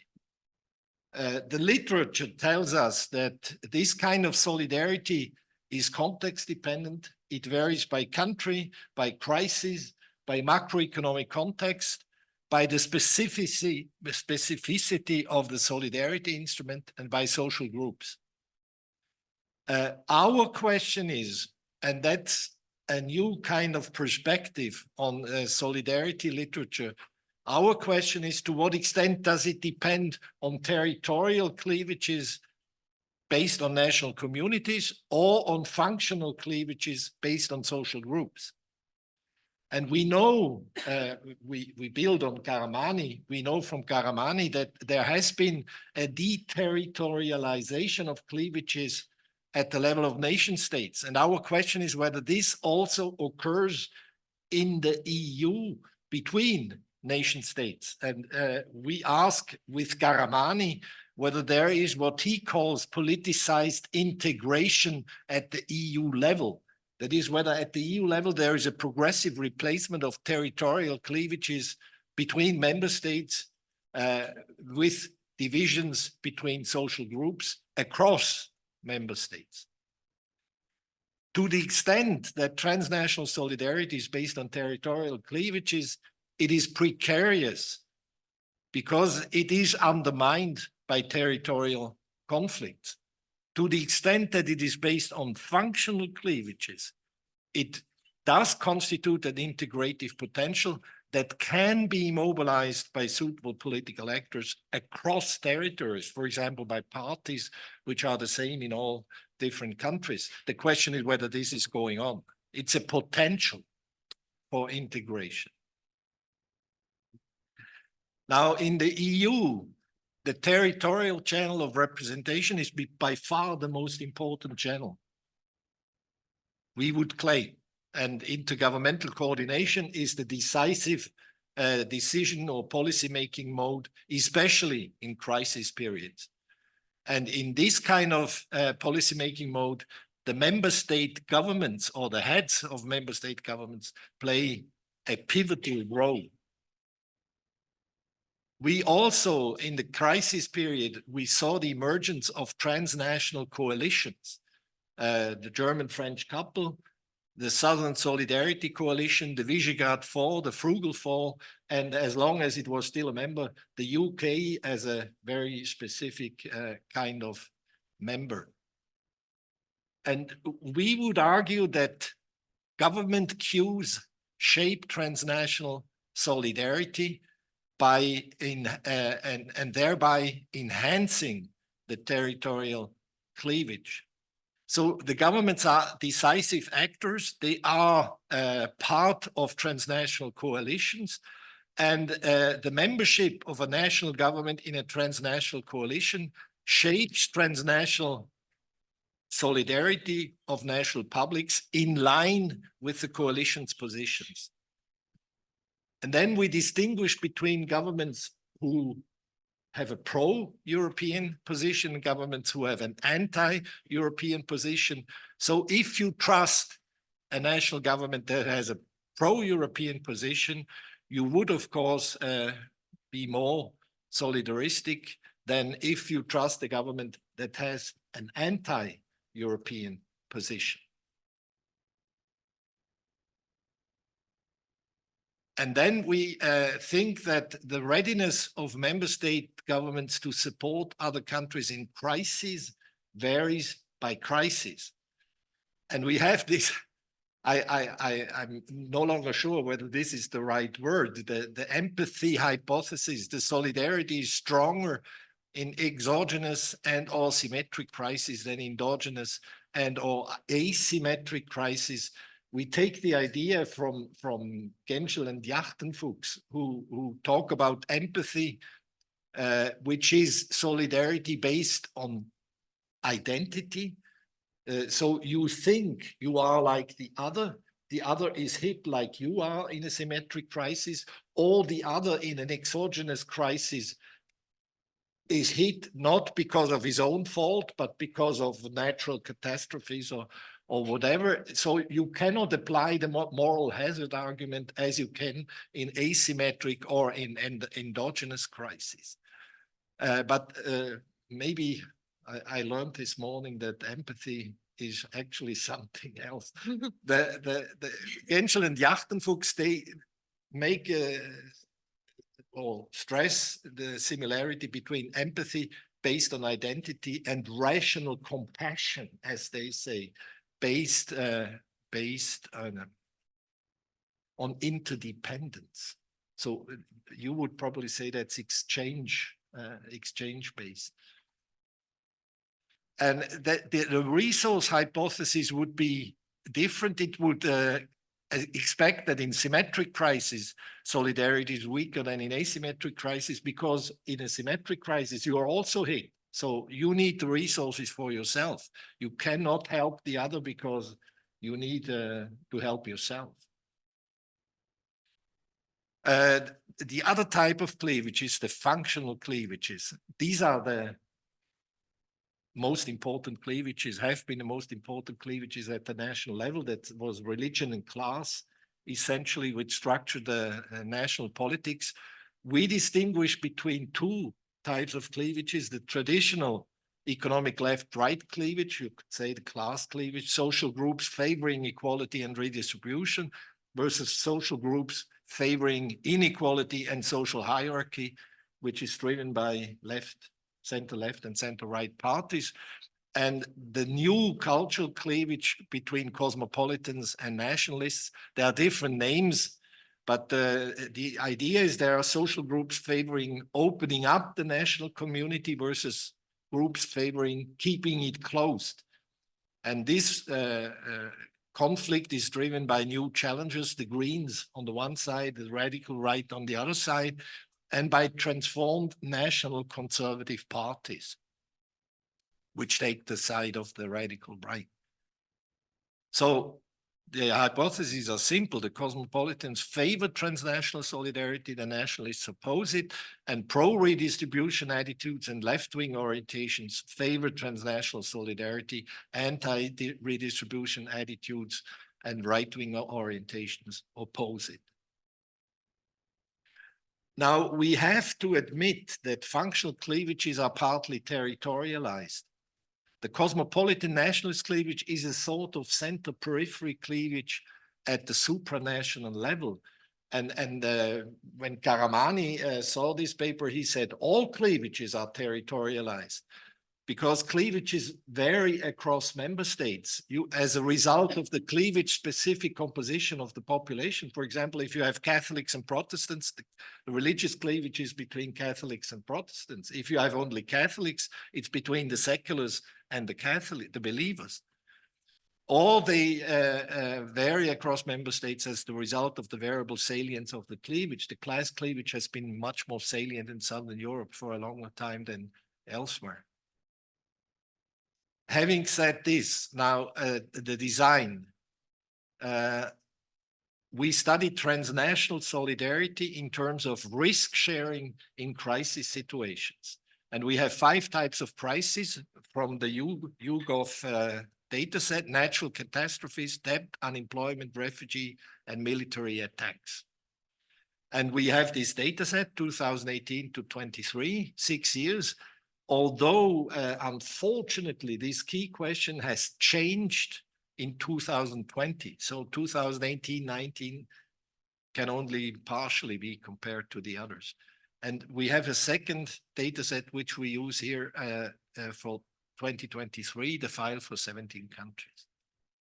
The dependent variable, we do a solidarity index. So we factor analysis, and the 5 crises very nicely form a factor, whether your country is providing help to another EU country in crisis.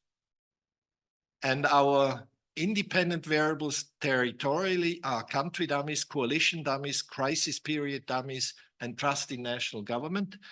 The functional indicators are a factor for immigration attitudes, trust in the EU and EU identity. These are for the new cultural cleavage, and redistribution attitude and left-right orientation for the classic economic cleavage. Now the results first territorially, and I show you the predicted probabilities on the solidarity index by country. The countries are ordered on the left: Germany, France, then Southern Europe, frugal 4, Visegrad 4, the other Central and Eastern European countries, and the UK. And you see that the average predicted probabilities align with the countries' positions in the transnational coalitions. The Southern Europeans are systematically above average solidaristic with other European countries, and all the others tend to be below average, Germany and France clearly so. 2 of the frugal 4s, Finland and the Netherlands, clearly less solidaristic than the others, and Hungary and Slovakia less solidaristic than the average, Bulgaria, and of course the UK. Now, what is the effect of trust? You see here the same graph as before, but now you see the effect of trust in government on solidarity with other countries. And you see it differentiated into 3 periods. Pre-crisis is pre-COVID crisis. COVID crisis and the Ukraine war.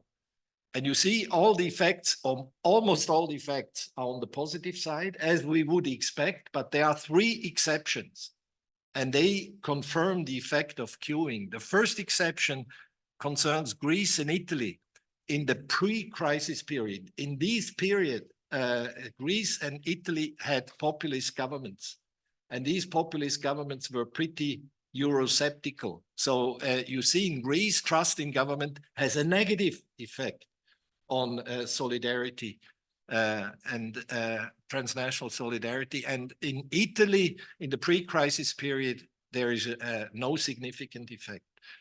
Secondly, if you look at Hungary and Poland, the effects are also not significant because these were anti-European governments until Poland in the Ukraine crisis clearly took a pro-European position. And lo and behold, trust in government has a positive effect. And finally, if you look at the UK, in the pre-crisis period, that was pre-Brexit negotiations, there was a positive effect, but as soon as the Brexit negotiations overlapped in time with the crisis, the COVID crisis, you see the hard Brexit negotiations led to trust in government having a negative effect on European solidarity. So we take this as confirmation that the government queuing is indeed very important. Now, I don't have much time left for the level of solidarity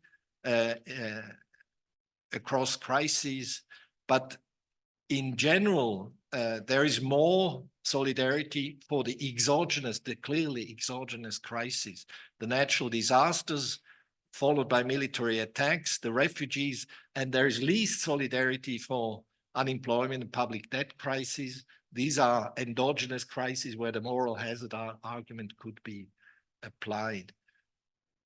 But solidarity also varies as a function of crisis-specific conditions. For example, the type of refugees plays a role. In the Ukraine crisis, there is more solidarity because the type of refugee changes and because of country-specific policies. For example, in the Ukraine crisis, countries like Sweden and Finland increase their solidarity with respect to military attacks, while countries like Hungary decrease the solidarity with military attacks. The very important result concerning functional versus territorial indicators. On the right of the vertical line, you have again the country-specific effects. On the left, you have now the functional effects. And the 2 first functional effects concern immigration attitudes and trust in the EU, then national identity, EU plus identity, so combinations between EU and national identity, and then come 3 indicators more for the economic cleavage, redistribution attitudes, trust in government, and left-right orientation. And what you see is that the strongest, by far the strongest effect concerned the new cultural cleavage.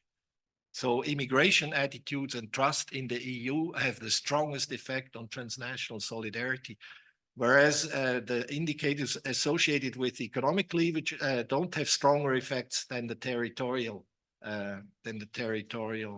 indicators. If we look at immigration attitude effects across different countries, we see it's always the much stronger effect than the effect of the redistribution attitudes. It varies a little bit by country. So in Southern Europe, immigration attitudes have a stronger effect than, for example, in Eastern Europe, but it's always a very strong effect. So conclusion. The territorial effects. Transnational solidarity is influenced by transnational coalitions, a queuing effect. It's influenced by government composition, which moderates the effect of trust in government. But we also think that's a queuing effect. It's also influenced by crises. The overall solidarity varies by crises, mainly in line with what we think or what we call the empathy hypothesis, but solidarity also responds to crisis-specific problem pressure. The functional effects, the social groups are more important than the territorial effects, especially the attitudes related to new cultural cleavage. But we have this issue, and we would very much like you to react to this, that these social group characteristics are not purely functional. They have a territorial component, especially those related to the new cultural cleavage, because they are for or against Europe. But on the other hand, what is clearly functional is that this conflict is the same across all countries. So those who are against Europe are against solidarity in all countries, and those who are in favor of Europe are in favor of solidarity in all countries. And the effects of the new cultural cleavage are strong across member states, but they may vary depending on the composition of the national governments, their policies, and other factors. For example, if your national government is against Europe, then the effect of pro-European attitudes might be different than if your government is in favor of Europe. And the integration effect of functional cleavages is a hypothetical effect as long as it finds no adequate political expression at the EU level. Thank you.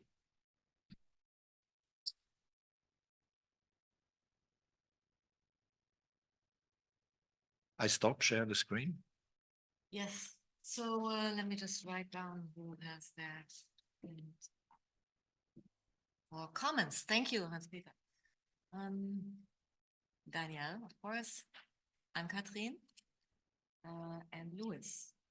Let's do the first round like that, and then we'll have a second, yeah? My point is very quick. I was just wondering about the way that your hypothesis coalesces or mix up the symmetric, asymmetric, and endogenous, exogenous dimensions, because basically the way you present it for a symmetric crisis, your country must be always hit, right? That's why it makes symmetric. You're involved in this.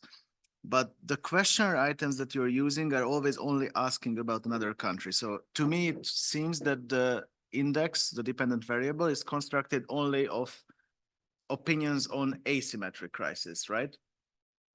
I'm not sure if it makes sense, but I thought what could be a way out of that? And then you have the Q20 question where the countries are randomized, right? And it only asks about a major crisis a country faces, but it doesn't specify what type of crisis.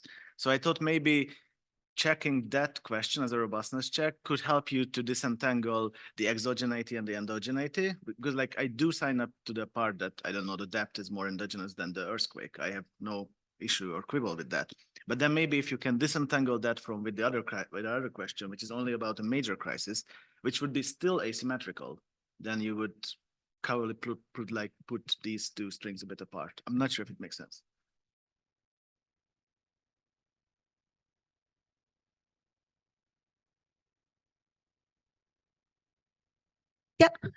Thanks for your presentation. Very interesting paper. I commented on a paper before, so I only have one minor question out of curiosity more. So when we saw the country distributions on support for the index on average, I was kind of surprised that the support in Denmark and Sweden is much higher compared to, for instance, Germany and France.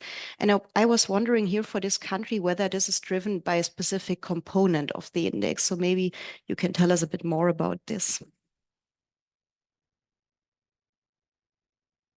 I would also have three very quick points. The first is in terms of the term transnational solidarity, it appears that it may generate some confusion because some scholars in the field would associate this as solidarity among citizens. So in the case of migrants receiving adequate social protection in other countries where they're temporarily working and so on. So as opposed to member state solidarity, which is what I think is at stake here. Then the second would be in terms of the territorial effects. If I understand correctly, they're ingrained, or they're radical here. It would be the country. But if we're talking about the potential territorial cleavage, it would probably be the ones, the territories, the countries that are on the receiving versus the contributing ends. And actually, the evidence seems to appear that the southern countries are evidently more in favor of solidarity, potentially because they perceive that they are on the receiving versus the frugals who are on the contributing end. So perhaps it would be interesting to explore the effects of other variables that you can find in the survey, like whether you expect your country to be a potential winner or a loser, and this would potentially encapsulate these cleavage in a potentially better way. And finally, the trust in governments, the effect of trust in governments in support. It could be the cue, but it could also be the other way around, right? This is this eternal question, whether could it simply be the fact that if you trust your government, your profile is already linked to a more anti-EU attitudes, or is it the fact that the government convinces you that the EU is evil and etc. That then you would find this queuing effect, but to what extent you can precisely establish this is complicated. But a very good paper, and looking forward.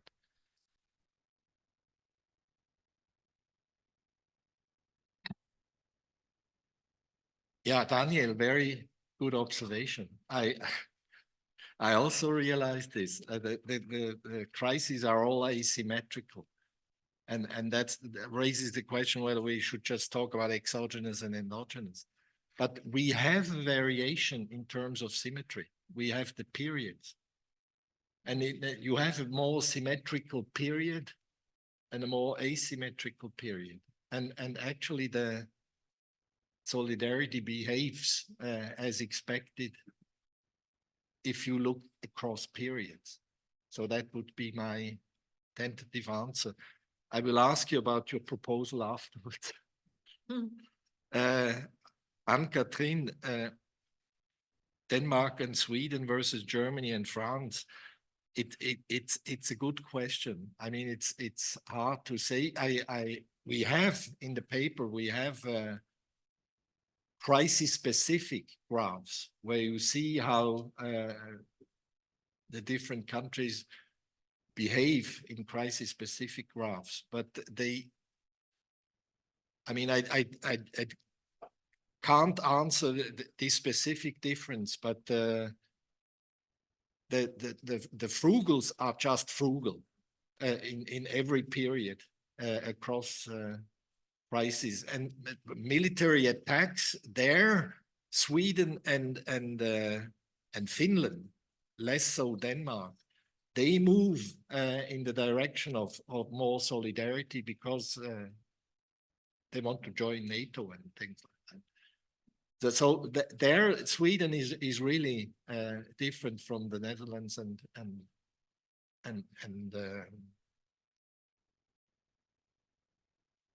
Denmark. And Louis, the first point, we have heard that before. And we prefer to cite Anne-Catherine, who says, let's call this transnational solidarity, because you are actually asking citizens whether they want to be solidary with another country. It's not governments between them who are solidary, but the citizen says, my own country should be solidary with another country. And I think that's solidarity between citizens. I mean, it's hard to separate member state and citizen solidarity in this particular case. So, I mean, we had this paper reviewed, and the reviewer said, use European solidarity in order to prevent this problem from arising. But Ann-Kathrin says in another paper that European solidarity is generic, and this is much more specific. Then receiving versus giving, I was not aware that there are questions which they have issues. I mean, in a paper, you have only so much space, and everything you add needs more space. So, but we could check. And trust in government, there, I think we are in a better situation than you think about the question who is queuing whom, because we have variation across periods. So, I mean, if you take the British case, those who trust government, and it's always the conservative government, those who trust government before the Brexit negotiations, they are more solidary with Europe. If you have the Brexit negotiations and the government takes a very tough position and you have Boris Johnson in government, then it changes, and trust in government has a negative effect. So I think this is pretty clear who is queuing whom. The government, which has not changed, but has changed its position very drastically from May to Johnson, leads to a change in the behavior of the citizens. And the same happens in Italy and in Greece when you change the government. When you have Conte and the Lega in government, the people respond differently than when you have Conte and the PD. And I mean, you're right, it's always a problem, but it's hard to get with purely observational data at the question you raise. Experimental data, which was presented yesterday, goes in the same direction. So I feel a bit reassured. So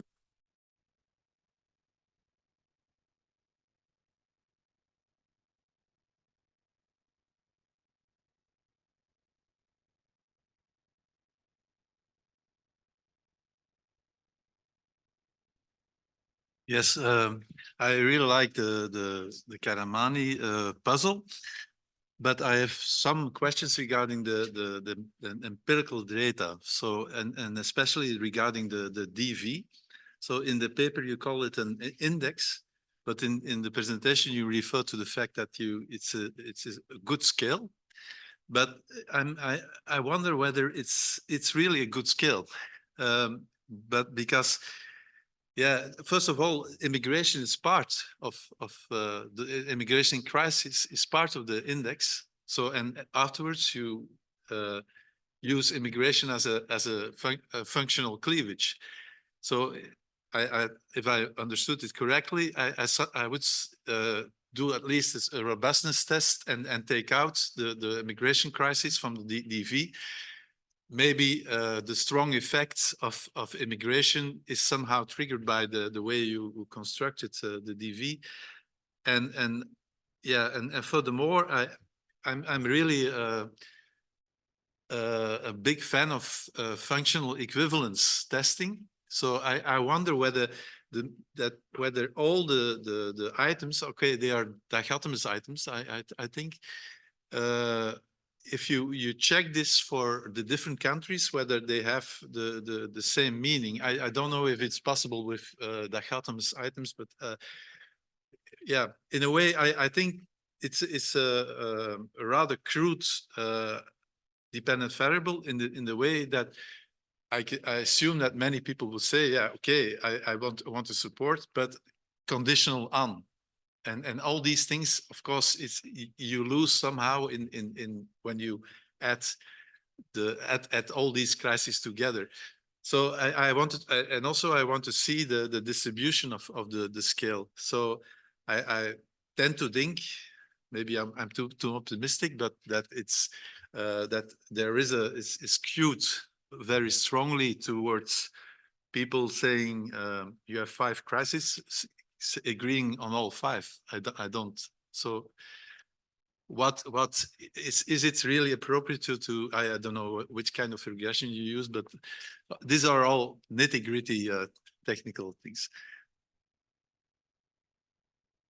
Agree. I mean, it's a crude measure, but we could do what you suggest, take the refugee crisis out in order not to privilege immigration attitudes. But because all crises load very strongly on the index or on the factor, I don't see a problem. I think it will not make a difference. The immigration attitude is just a very good indicator of the new cultural cleavage. And whether you are solidary with immigrants or solidary with unemployment crisis or with debt crisis, I don't think, given the way the different solidarities correlate, doesn't matter. But we can robustness check. We can do that. Yes. We actually, I think we already have it, but without the immigration attitudes, because we also study attitudinal versus territorial, so functional versus territorial effects by crisis. We don't have, if I remember, the immigration variable in there, but we see all the attitudinal effects are stronger than the territorial effects. So even without that, the effect of trust in the EU, I think in that analysis, trumps all the territorial effects. So that would go into that direction in a way to reconfirm our finding that functional cleavages are stronger than the territorial ones. You would also want us to do the factor analysis per country. To test, but I doubt whether it's possible with dichotomous items, but to see whether the individual indicators have the same meaning across countries. So I can assume that in some countries, for instance, the refugee crisis might have another meaning. But this is all depends on whether you use, if you use an index, you don't have to defend anything because it's just an index. But the moment you start saying, yeah, it's a scale, and then I would say, yeah, prove me that it's a scale, unidimensional scale across countries, and it's perfectly possible. And I think I wouldn't come up with this. I assume that the meaning of some of the crises might be different in some countries, and this you cannot figure out by just using an additive index. But I mean, as you said, this is pretty nitty-gritty, and I mean, I have to admit I did normal factor analysis, but there is polychoric factor analysis for dichotomous items, so I could do, but I mean, I'm rather crude in these kind of things because I think they make minimal differences.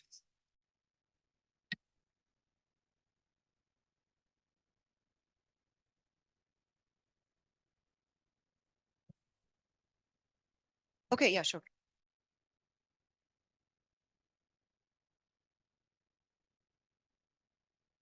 Sorry, thank you. I just had two quick comments.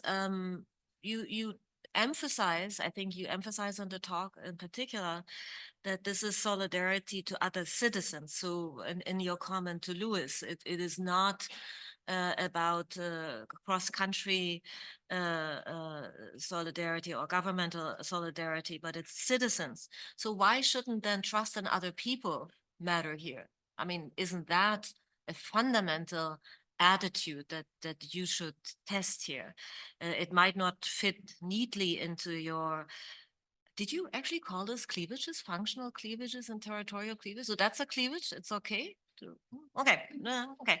It might not fit neatly into that, but you know, but I think trust in people could matter.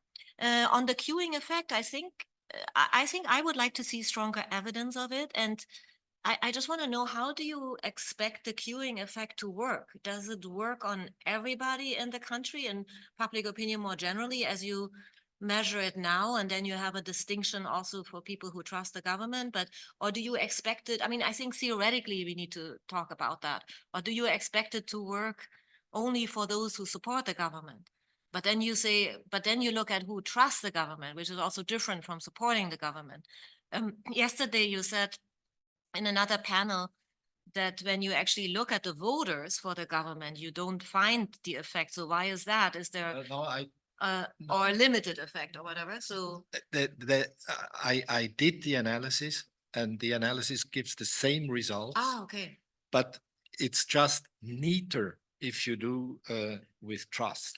Okay, got you. Okay, but anyway, so maybe I want the theoretical link there, and maybe the voter analysis would actually bolster your kind of insight about queuing effects and make that stronger. I think there's also another variable that you could use, which is about which party you feel close to, which would take both into account. It would get rid of the effect from voting 4 years ago, for example, because you are asking in that moment. But anyway, I think it would bolster your queuing effect if you did more work on that theoretically, and then show us more the empirical link directly of the people you will expect to change from the queuing effect. And maybe also talk about the timing of the queues and so on, vis-a-vis the measurement. Well, that's it. Anne-Catherine. Okay, so just to quickly follow up on what Peter just said about the measurement. Of course, you could run a multi-group factor analysis or test for measurement invariance to really see whether the concepts are comparable across states. But this also depends on the focus of your paper. And your paper is not about whether these concepts are really comparable across countries, but it has a different focus. So maybe this would just go a bit beyond what you can do in this paper. So I think it's a relevant comment. And of course, we all know that indexes are sometimes a bit problematic because you never really know what's going on between the different components of the index, but this might be just something for another paper. So this would be my comment on this. So really to go into this measurement invariance. And a two-finger on this, isn't that a dichotomous variable, the crisis? So it's also difficult for factor analysis, right? You have to use tetrachoric. Polychoric. Polychoric, well, yeah, there are different ways, but yeah. Tetrachoric also. Yeah. Okay, yeah. So it's your time, I think. There's no other comment. Yeah, then you have one more response, and actually we are quite within the time limit, so it's okay. You suggest to use trust in other people. I mean, there are many variables which you could use. So my response is, again, it's not relevant from the theoretical ideas we develop, and there is limited space. So why should we include a variable which theoretically does not interest us? And about the queuing effect, I mean, we could have used, I think I used the which party did you vote for, not which party do you feel close. Although I think those who didn't vote, I used which party do you feel close. But I mean, the trust is a variable which has more cases, and is one that has been asked throughout the 6 years. So I think the party variable has not always been asked. I'm not sure. Not the closeness. Yeah. But that's a new one. So technically, trust was easier than support. So that was a pragmatic reason also. Why? I mean, I hesitated. I first indeed used party support, but then I thought it's simpler. But also, if you want to, how did you code party support? It's complicated. And I mean, I did the work. I went through the work, but to explain all this, trust is an easy variable. I use it also for trust in the EU. So That I mean, there are different pragmatic reasons why I chose.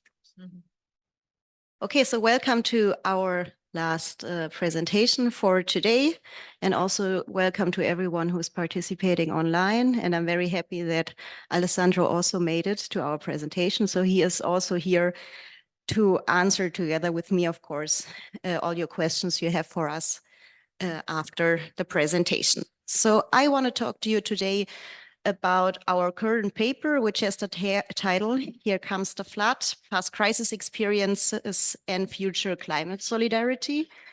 And this paper is still very much work in progress. So we already presented it quite some times at a few conferences, but we changed it a lot in between. And we also added something new to our empirical data analysis. So we very much look forward to all your comments and the questions you have for us after the presentation.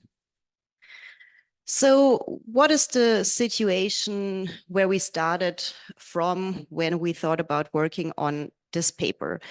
Of course, everything related to climate change and environmental policies is kind of a very hot topic in the European Union nowadays, or since a few years already. So we see much more political protests and campaigns emerging related to climate change and climate solidarity also within and between the countries of the European Union. And in contrast to this, there were also, of course, a lot of policies which were introduced by the European Union itself on climate change mitigation. So like the European Green Deal, the Just Transition Fund, and of course, it's also part of the Next Generation EU Recovery and Resilience Facility. So here, just to name a few policies of the European Union related to climate change and environmental protection. So in our paper, we won't have a look at the different policies which have been implemented by the European Union, but we are interested in public opinion and to be more precise, in public support for climate change policies in the future. So that's why at the very beginning of starting, when we worked on the paper, and this is also the first part of the paper, we first thought it's very important to have a look on the salience which environmental issues really have for people in the European Union. And here we analyze data from the Solid General Survey of 2021. And we show whether climate change policies or environmental policies are conceived to be one of the two most important problems the country and the European Union faces nowadays. And here on the left-hand side, you can see the figure for the country level. So whether environmental issues are perceived to be an important issue for the country, and on the right-hand side for the European Union. And here you already see a clear difference. So we see for the country level, a lot of other issues are more perceived as being more important during this time. It was in 2021, so during the time of the COVID pandemic, and therefore, of course, topics related to the economy, but also related to health were much more important on the country level. But when we have a look at the European Union, we really see that it was perceived as the second most important issues for the people living within the European Union, in addition to issues related to EU immigration. That's why we are now wondering here in this paper whether citizens of the European Union would also be prepared to act together, so to share the risks in such a crisis scenario, which is related to environmental policies. Therefore, our first research question is, are EU citizens also prepared to act together in a crisis like this? And do previous crisis experiences maybe shape public support for so-called climate solidarity? In addition to this, we are also interested whether being affected by a natural disaster directly or indirectly may affect the approval of EU-wide climate solidarity. So it doesn't only make a difference whether you were satisfied with the European Union handled previous crisis situations, but also whether yourself are affected by a natural disaster. So what is our contribution to the literature here with this paper? Over the last couple of years, especially, we saw an increasing body of literature when it comes to the topics of beliefs on environmental protection or concerns about climate change, as well as support for policies fighting climate change. However, when we have a look at the literature, there are less discussions on support for EU-wide actions to tackle climate change. And there are also less discussions when it comes to learning effects from previous crises within the European Union on how to handle future crises within the community. And here, this is where our paper comes in. So our theoretical framework or our expectations are that we think that experiences with past crises and how the European Union coped with them should affect individual attitudes towards EU-level solutions and burden sharing in future challenging situations. However, as we already heard before, and also so today and also yesterday, we also expect that not all crisis situations of the past might have the same effect on the future willingness to share climate risks and climate solidarity. And on top of this, citizen support for climate solidarity may also be affected by the fact whether their country is currently struck by a natural disaster or not. So in our paper, we proceed in two different analysis steps. And in the first steps, we really have a look on the empirical relations between satisfaction with handling previous crisis situation and support for climate solidarity in the future. And here we draw on a theoretical framework, which is or was also used in the SOLID project here. And we differentiate, as we already heard before, between different types of crisis situations. And now when we have a look at the different crises the European Union experienced over the last decade, and here to name the three most prominent ones, so the Eurozone crisis, the refugee crisis, and also the COVID-19 crisis, we see that they differ in the nature of the shock and also in the distribution of the shock and in the political output, so the solutions which were found to handle these crises. So we see for the Eurozone crisis that it was an endogenous crisis and an asymmetric shock. So it hit more some countries more compared to other countries. And the political output was a supranational response to this crisis. In contrast to that, for the refugee crisis, here we saw an exogenous shocks, and it was also an asymmetric crisis. But here the political result was really a coordination failure, how we call it here in this table. And for the COVID-19 pandemic, once again, a totally different scenario. Again, we had an exogenous crisis, but now the shock was more symmetric. So most or all the member states of the European Union had to cope with the COVID-19 pandemic. And the political output for this crisis was very different because here on the level of the European Union, the result was a joint solution. Now, when we think about climate change and the results coming from climate change and how climate change affects the different member states of the European Union and its citizens, we see a lot of similarities to the COVID-19 pandemic compared to the other two crises the European Union experienced over last decade.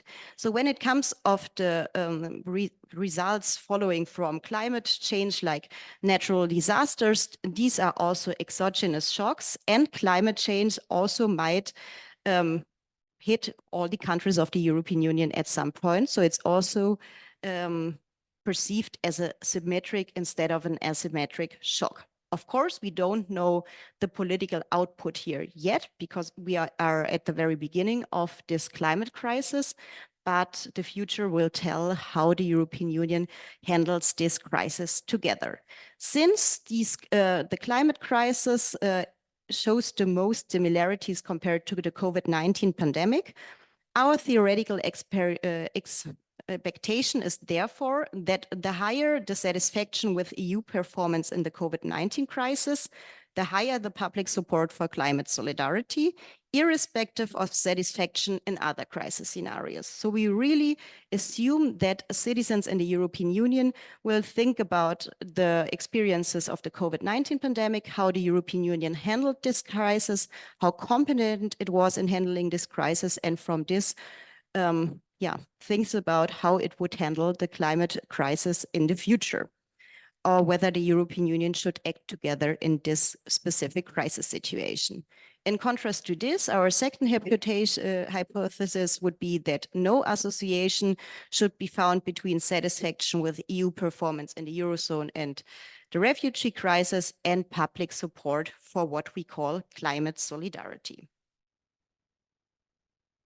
We are analyzing data from the Solid General Survey for our empirical analysis. This data was collected in 2021 from May to June, so during the COVID-19 pandemic. The data was collected in 50 member states of the European Union, so we have a very broad range of countries covered in our empirical analysis. The dependent variable we are interested in our paper is the variable asking for public support for EU financial solidarity for another country when this is hit by a natural disaster or consequences of climate change.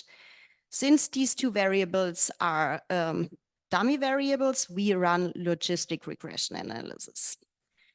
Our main independent variables are the variables asking for satisfaction with the EU handling the Eurozone crisis, the refugee crisis, and the COVID-19 pandemic. So here we have a very well-fitting independent variable in the data set, which is in line with our theoretical expectations. As controls, we control for a number of variables which have been shown to be influential in previous studies on the topic, which is, of course, whether the respondents are in general more positive towards EU membership, have an exclusive national identity, whether they think that it's climate change and policies and immigration and economy are salient on the level of the European Union, their left-right self-placement, sociotropic economic concerns, their income, unemployment status, education, age, and gender. And we also include country dummies in our empirical models. So when we first have a look at the descriptives and to see whether the respondents in our survey would be willing to share the risks of a natural disaster or the consequences of climate change with their other EU fellow states, we can see, so you can see this here in the figure on the left-hand side, that they are indeed willing to show solidarity for these two specific crisis scenarios, and that it's also comparatively high compared to other crisis situations. It's higher for the concept of a health crisis, but this is of course also due that this survey was in the field in 2021, so during the time of the COVID-19 pandemic, and it's also high for the case of a terrorist attack, but it's much lower compared much higher compared to the case of an unemployment, surge in unemployment, or high public debt. So we see in general here that the respondents are very willing to support EU solidarity, EU climate solidarity for our two dependent variables. On the right-hand side, we see that this support differs between the different country groups in our empirical analysis. So in general, climate solidarity is much higher in the south than in the east compared to the northern member states, but it's in general high across the board, I would say. So how do our regression analyses look like with regard to our empirical expectations and the hypothesis we want to test? So here you see the regression results, so the logistic regression results for our two dependent variables. So on the left-hand side for solidarity in a natural disaster situation, and on the right for the consequences of climate change. And you see that for both these dependent variables, the individual satisfaction of the respondents with how the EU handled the COVID-19 pandemic has a positive effect on the dependent variables. So in case that the respondents were satisfied with how the European Union coped with the COVID-19 pandemic, this increases their support for future solidarity in case of a natural disaster or the consequences of climate change in a fellow EU member state. In contrast to this, we find mixed results when it comes to this effect of satisfaction with handling the refugee crisis. So here we find a negative effect for the case of a natural disaster and a positive effect for the consequences of climate change. So solidarity here in this specific crisis situation. So this was a bit puzzling for us because we expected to find no effect for the refugee crisis. And now here we find opposite effects for the two different dependent variables. So if you have any ideas what might be the reason for this, we are very happy to hear about it after the presentation. And for the case of the Eurozone crisis, this is exactly what we expected in our theoretical argument. So here we find no effect when it comes to citizens or respondents' satisfaction with how the European Union coped with the Eurozone crisis. This does not at all affect their preferences for climate solidarity within the European Union. And now we add a second step to this empirical analysis, which is a small natural or quasi experiment. And this is the first time we present these results. So we are specifically interested in hearing your thoughts on this. So in June, on the 22nd of June in 2021, there were heavy storms and also floods all over Poland. So during this time, a lot of cities in Poland were affected by the floods. And here you also see some pictures from this time. So you really see it was quite a natural disaster, which happened in Poland on the 22nd of June in 2021. And when we now have a look at the interview dates of the Solid General Survey in June of this year 2021, we really see that we have some respondents who were interviewed before the day or during the day of the flood and respondents who were interviewed afterwards. And that's why we thought it's very interesting to check whether we see different results for the respondents in our survey, depending whether they were interviewed before or after the natural disaster happening in their own country.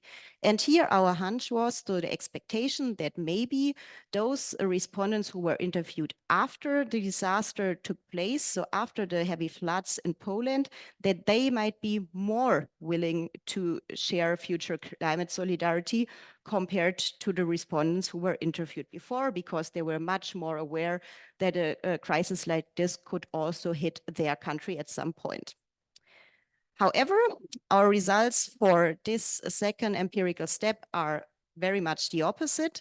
So it's a bit small, I hope you can see it. So we find that, so in this figure, we now show the change in the predicted probabilities, once again, for the two different dependent variables. So for the natural disaster and the consequences of climate change. And the effect on top is the direct effect of the flood dummy we include into this regression analysis. And you see that for the dependent variable of the consequences of climate change, it has no effect, whereas it has a negative effect for the case of a natural disaster. So those respondents who were interviewed after the heavy floods in Poland during this time, they show less preferences to share solidarity with other EU member states in case of a natural disaster. So maybe they, because of this, prioritize their national state over other EU member states. Moreover, when we now have a look in a second figure on how the impact of our main independent variable changed once we also control for this specific time point when the respondents were interviewed. We see that before the flood, the satisfaction with how the European Union handled the COVID-19 pandemic in the past had a positive impact on both our dependent variables, whereas there is no more positive impact for the respondents which were interviewed after the flood. So here we see that then in this case, satisfaction with how the European Union handled the crisis in the past does not play a role anymore for the respondents. Now to sum up our results, we see in this paper that preferences for EU climate solidarity are affected by previous crisis management of the European Union, and that the performance of the European Union in similar crisis situations seems to matter more, so like in the COVID pandemic, compared to crisis situations which were very different, like the Eurozone or the refugee crisis. However, what we also find in our empirical models is that the associations are rather small. And in the second part of the paper, we now find that the effects indeed change when a country itself is currently suffering from a natural disaster, which means that future EU climate solidarity is rejected in the face of a current national shock, which we think is very interesting. Thanks for your attention, and we look forward to your feedback. I have two interrelated comments.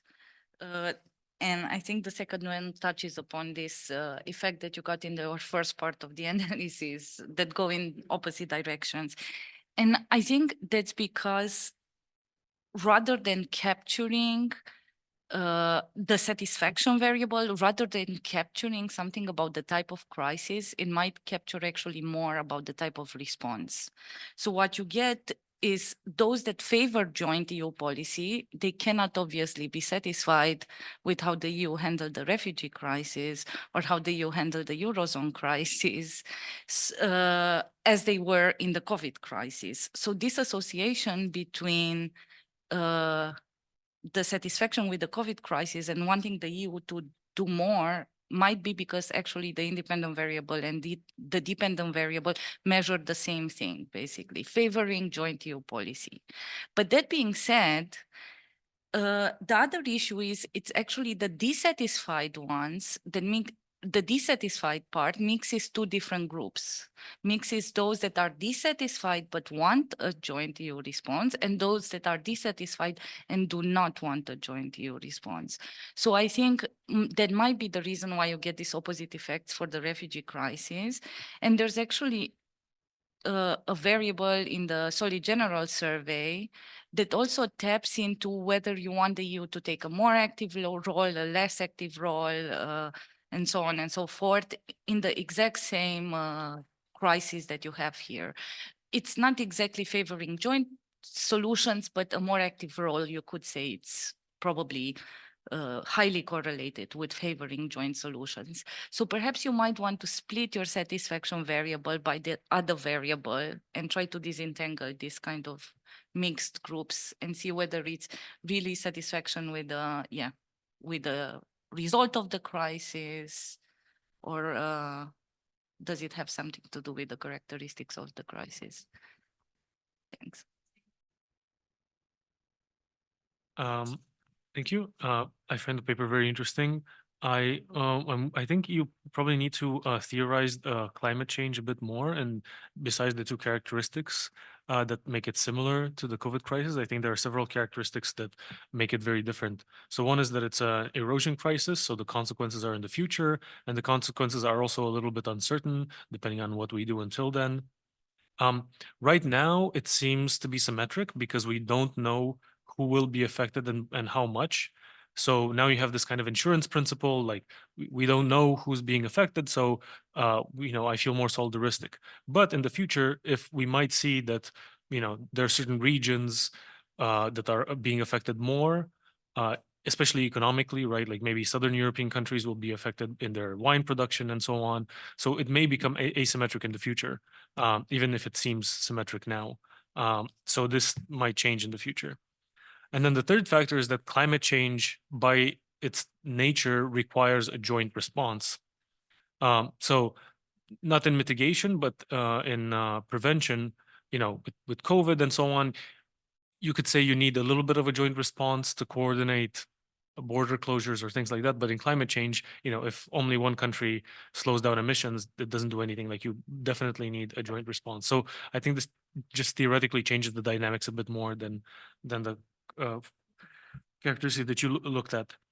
So my second point is related to what Nana was saying, that I was also looking at this variable that the EU should take a bigger role. There's also a salience measure that you can use. So there's this measure of, you know, which crisis is the most salient. So you could also use that in interactions in heterogeneous effects to see, you know, for which people this works. And then lastly, on the natural experiment, that is indeed surprising. So I would say two things. One is you should check in kind of a case study analysis how the EU reacted, because if the polls feel that the EU didn't do enough, then they might feel resentful. And then, you know, why would I be solidaristic with everyone else if during my crisis nobody helped me? That may be what happened. If that's not what happened, then that would be definitely surprising. But then related to this, can you clarify which question did you use as your dependent variable? Because there's one question that the EU should offer financial support to member states.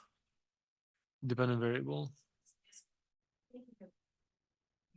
So Thinking about different sorts of problems and crises that could hit member states of the European Union, do you think the EU should offer financial support to member states in the following circumstances? So you know that there's the following question is pretty similar, but it's about favoring. Would you increase 1% your personal tax to support other EU member states? Which is a variation on this, and I think you should look at that as well because it's interesting. This one is sounds more like free money, right? So do you think the EU should support countries in general? Whereas I think actually the second one is more about solidarity because, you know, do you think the EU in abstract should do this is one thing. And you might even think, especially if you're from a country that's a net receiver, that, oh, yeah, sure, Germany and you know should pay for this, but in the second question it's about your money, and I think that's more clearly solidarity. And if anything, I would expect that in your flood dummy might be even more negative for this one, because what could happen would be that, well, you know, we're being affected right now. Why should I give money to other countries?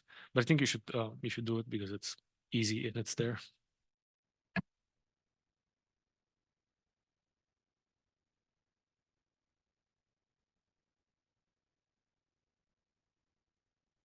Yeah, I would like to respond now. Yeah, thanks for the very good questions. Let me start with the one on, I think that's very interesting that we need to check how the European Union responded to the floods in Poland, so whether there was some help or not. So we didn't think about this before.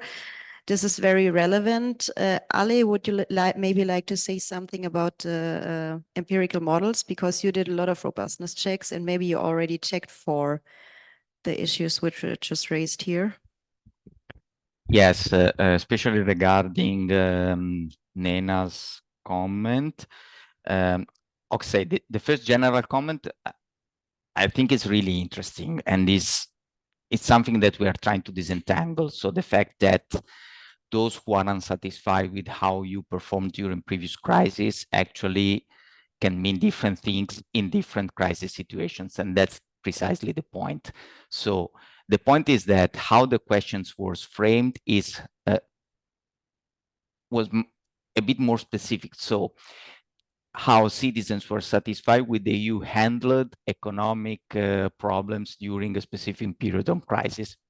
And I think one conservative voter of a frugal country can be totally satisfied with the fact that the EU managed by doing no solidarity, by providing no solidarity during the Eurozone crisis, and at the same time, he or she could be available or more open to solidarity during a different type of crisis. But it's true that it's very interesting. We are trying to disentangle this in a better way. Regarding the second comment, we did several robustness checks by using more specific, more crisis-specific response variables that we have in the survey.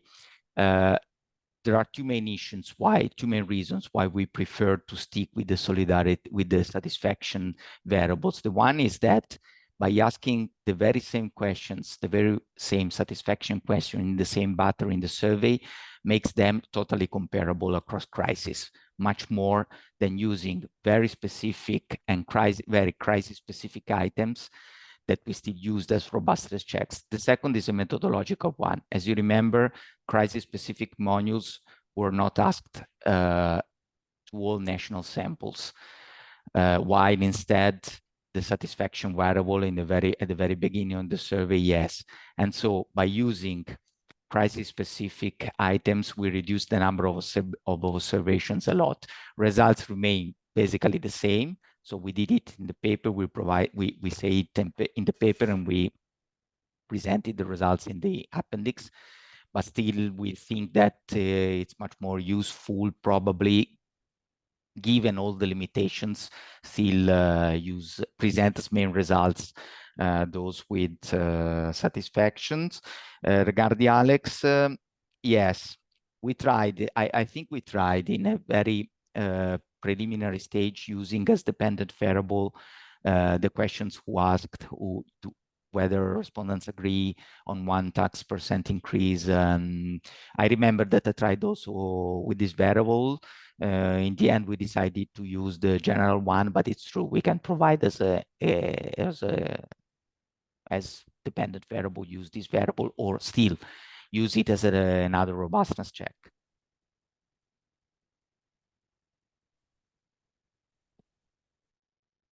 Yeah, so many thanks again for your comments. And Nina, you wanted to say?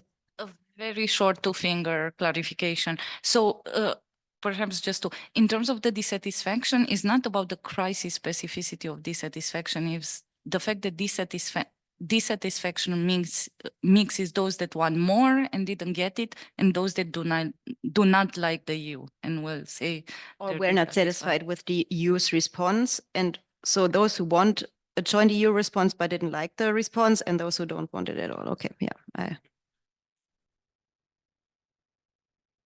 Thank you. That's super helpful. Okay, so we go on in our next round with Jacob and then Hans-Peter. So thanks to Anne-Kathrin and Alessandro for the very interesting paper and presentation. Some points regarding this. So first of all, I mean, you conclude that it is the most similar crisis that matters or the satisfaction with the EU handling the most similar crisis, which is COVID for you.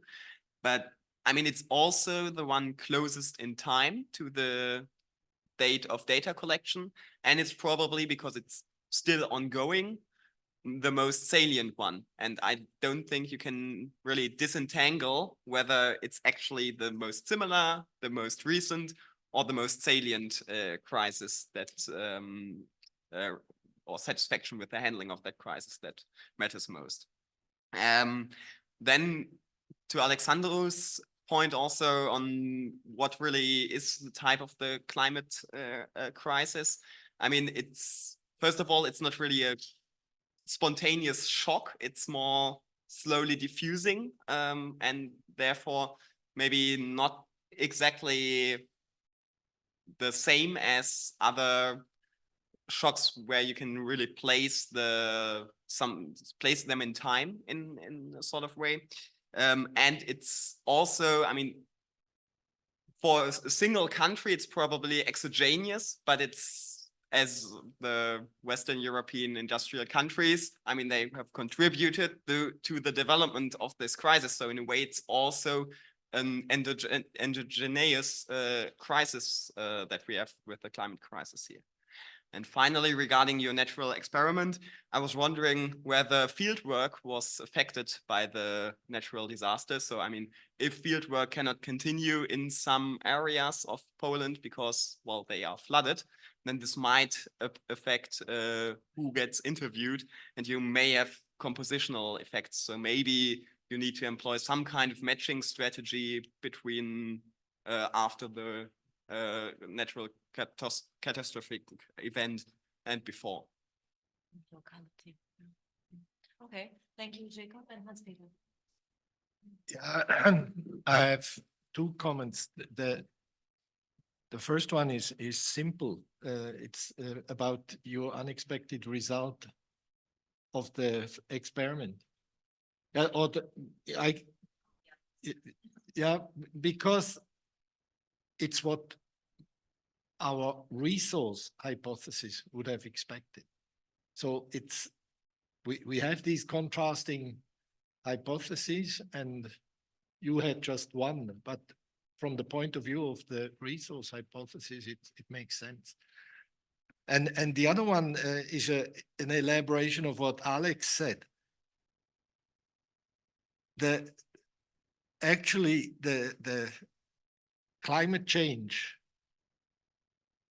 is an erosion type crisis, and you could argue it is symmetric, but natural disasters are asymmetric, and they are not erosion type. They are exogenous shocks, which resemble the shock of the Eurozone crisis or the refugee crisis. So if you find different results for the refugee crisis between the natural disaster and the climate change, this could make sense. I mean, the natural disaster is asymmetric, exogenous, like the refugee crisis. And if you are dissatisfied with the way the refugee crisis has been handled, you are probably dissatisfied with the lack of solidarity. So you are rather solidaristic. I have more problems with the right-hand side. But I mean, the argument of Jakob makes also sense to me. It's difficult to disentangle the salience and the ongoing character of the crisis from its other characteristics.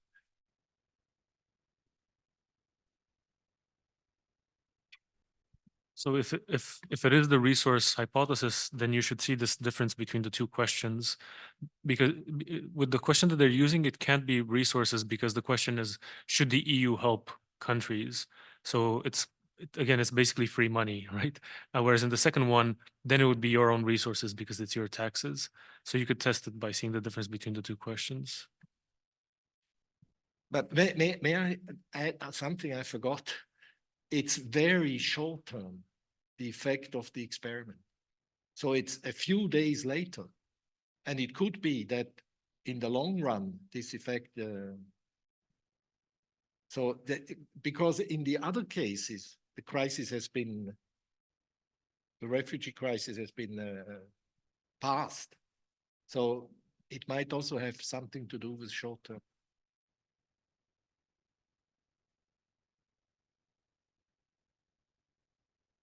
May I step in? So you can go ahead, Anne. Yes, thanks for all the comments. Okay, a very general one for Alex and Jacob. It's true. Climate change is very, very complicated type of crisis, and it's still ongoing. It's an erosion type of crisis.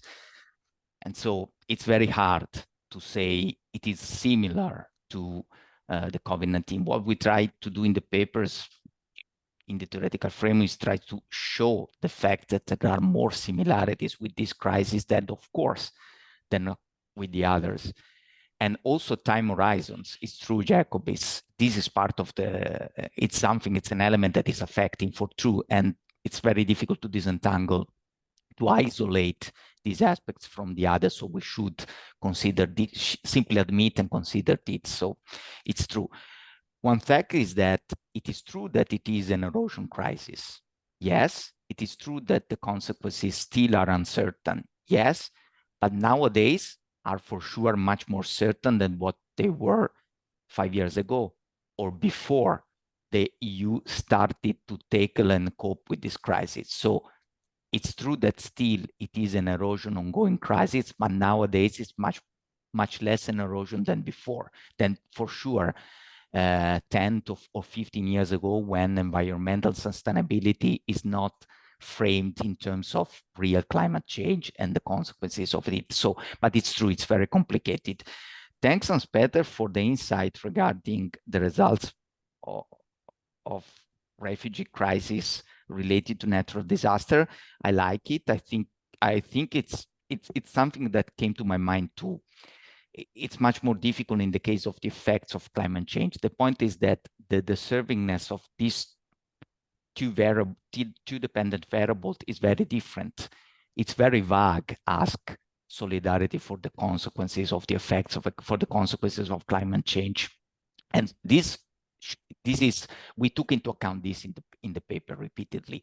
But that's why it is interesting to look at both. Natural disasters still are something that are more concrete, and it's true, they are exogenous, truly exogenous and asymmetric, even if, as in the case of the experiment, okay, an earthquake is much more asymmetric. There are zones in Italy that are very prone to earthquakes, while, for instance, France or Germany are much less prone to experience an earthquake. But if you look at the experiment, when we are talking about flood, these nowadays are much more concrete, even in regions that, I don't know, years ago, flood was never present. So it depends, again, on what kind of natural disaster we're taking into account. But I agree with your comment as well, with your comment about resources hypothesis. We have only one pole of this hypothesis, but it's true. And final comment. It's true, Alex, but I really do not expect so much differences by using the dependent variable to task one tax increase, because descriptively the answers are not so very different. The point is that it is true that how it is framed, the dependent variable we use is very general, but I don't think that in 2021, after all the crisis and after all the experience, really citizens perceive it as a free money coming from the EU. It's quite the trade-off and the consequences of a financial assistance by EU are quite evident, in my opinion. That's why it's a good idea to test both these two dependent variables. Look if there are differences, maybe they are, but I have to admit that I don't expect to see very much differences.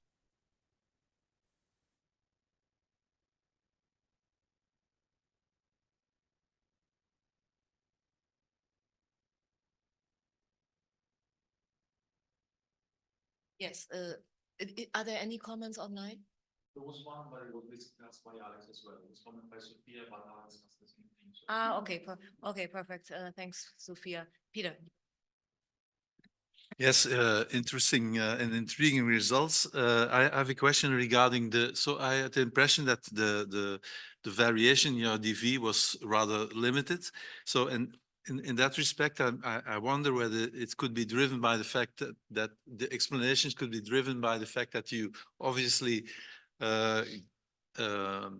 asked to answer all the questions on the different crises in the same battery. Of course, you obviously get a lot of correlation then. But linked to this, I would, following up on the question of Iona, I think it would be a good idea to make a comparison whether your results stick if you control for people who are positive toward immigrants and who are negative to immigrants. If this, and then your results stick, then you have a point. And the same for I don't know if I don't remember exactly if you have a post-materialism scale, but if you can control for post-materialism, high on post-materialism and low, then you can clearly single out that it's not related to the attitudes, but it's related to the way they perceive the measures by the EU. And then related to the last, your intriguing experimental results, I would be interested to know, but I guess you don't have a variable like that after a flood, experiencing a flood, people become more prone to reciprocity. So the chances, if you in at a higher level EU, there's less chance to when you give something you are not sure you will get money back.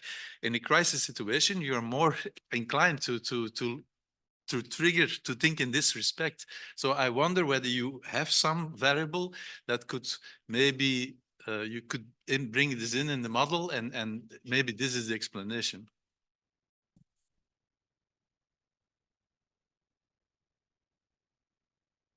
Very quick point, I'm not keeping us from lunch. For the dissatisfied and want more involvement versus dissatisfied and do not want more involvement, I think empirically the interaction is a good way to tackle. Conceptually, you might be interested in this. There is this article on Euro disappointed in the EUP, which came out like a month ago. It addresses from the rule of law angle, but basically it tackles the same dimension that like you limit your Euro enthusiasm, but not because you're a skeptic, but because it fails to deliver what you expect. So maybe it helps you. And I'm just adding a little last point along the same lines as Peter. You asked for post-materialism or any kind of. I'm just a little skeptical when you ask about the help and solidarity on climate change. That what do you do with the people who don't believe in climate change? And that is a growing group in Europe. How do they react to that? I mean, so in that sense, I mean, is there any climate change attitude that, I mean, I think that's also what you were asking in a way. I think we need it, so you're not lumping this together and therefore also have these strong correlations there that you were talking about before. I would say that's necessary to integrate. Anyway, that's our last round. So any final comments, and then we'll have lunch. Sorry. Okay. Okay, yeah, thanks again, everyone, for the very good comments. Thanks for pointing our attention, Daniel, to this new paper. We will definitely have a look at it. We will also test for more interaction effects about the attitudinal variables on immigration and stuff. I'm pretty sure we tested for this and we before, but we can have another look at it. This is a good idea. And when it comes to the dependent variable, of course, you are right. They were all asked in the same battery. But you see here, for instance, that it's very different when it comes, for instance, to the Northern European member states. So you really see a difference here. But the respondents in the South and East are just more in favor of showing solidarity across the EU community. So, yeah, regardless of the crisis scenario. But also here you see a difference. Yeah. But thanks everyone for all the good comments. And yeah, we can maybe also talk a bit more about it over lunch if you have more comments. Thanks. Thank you.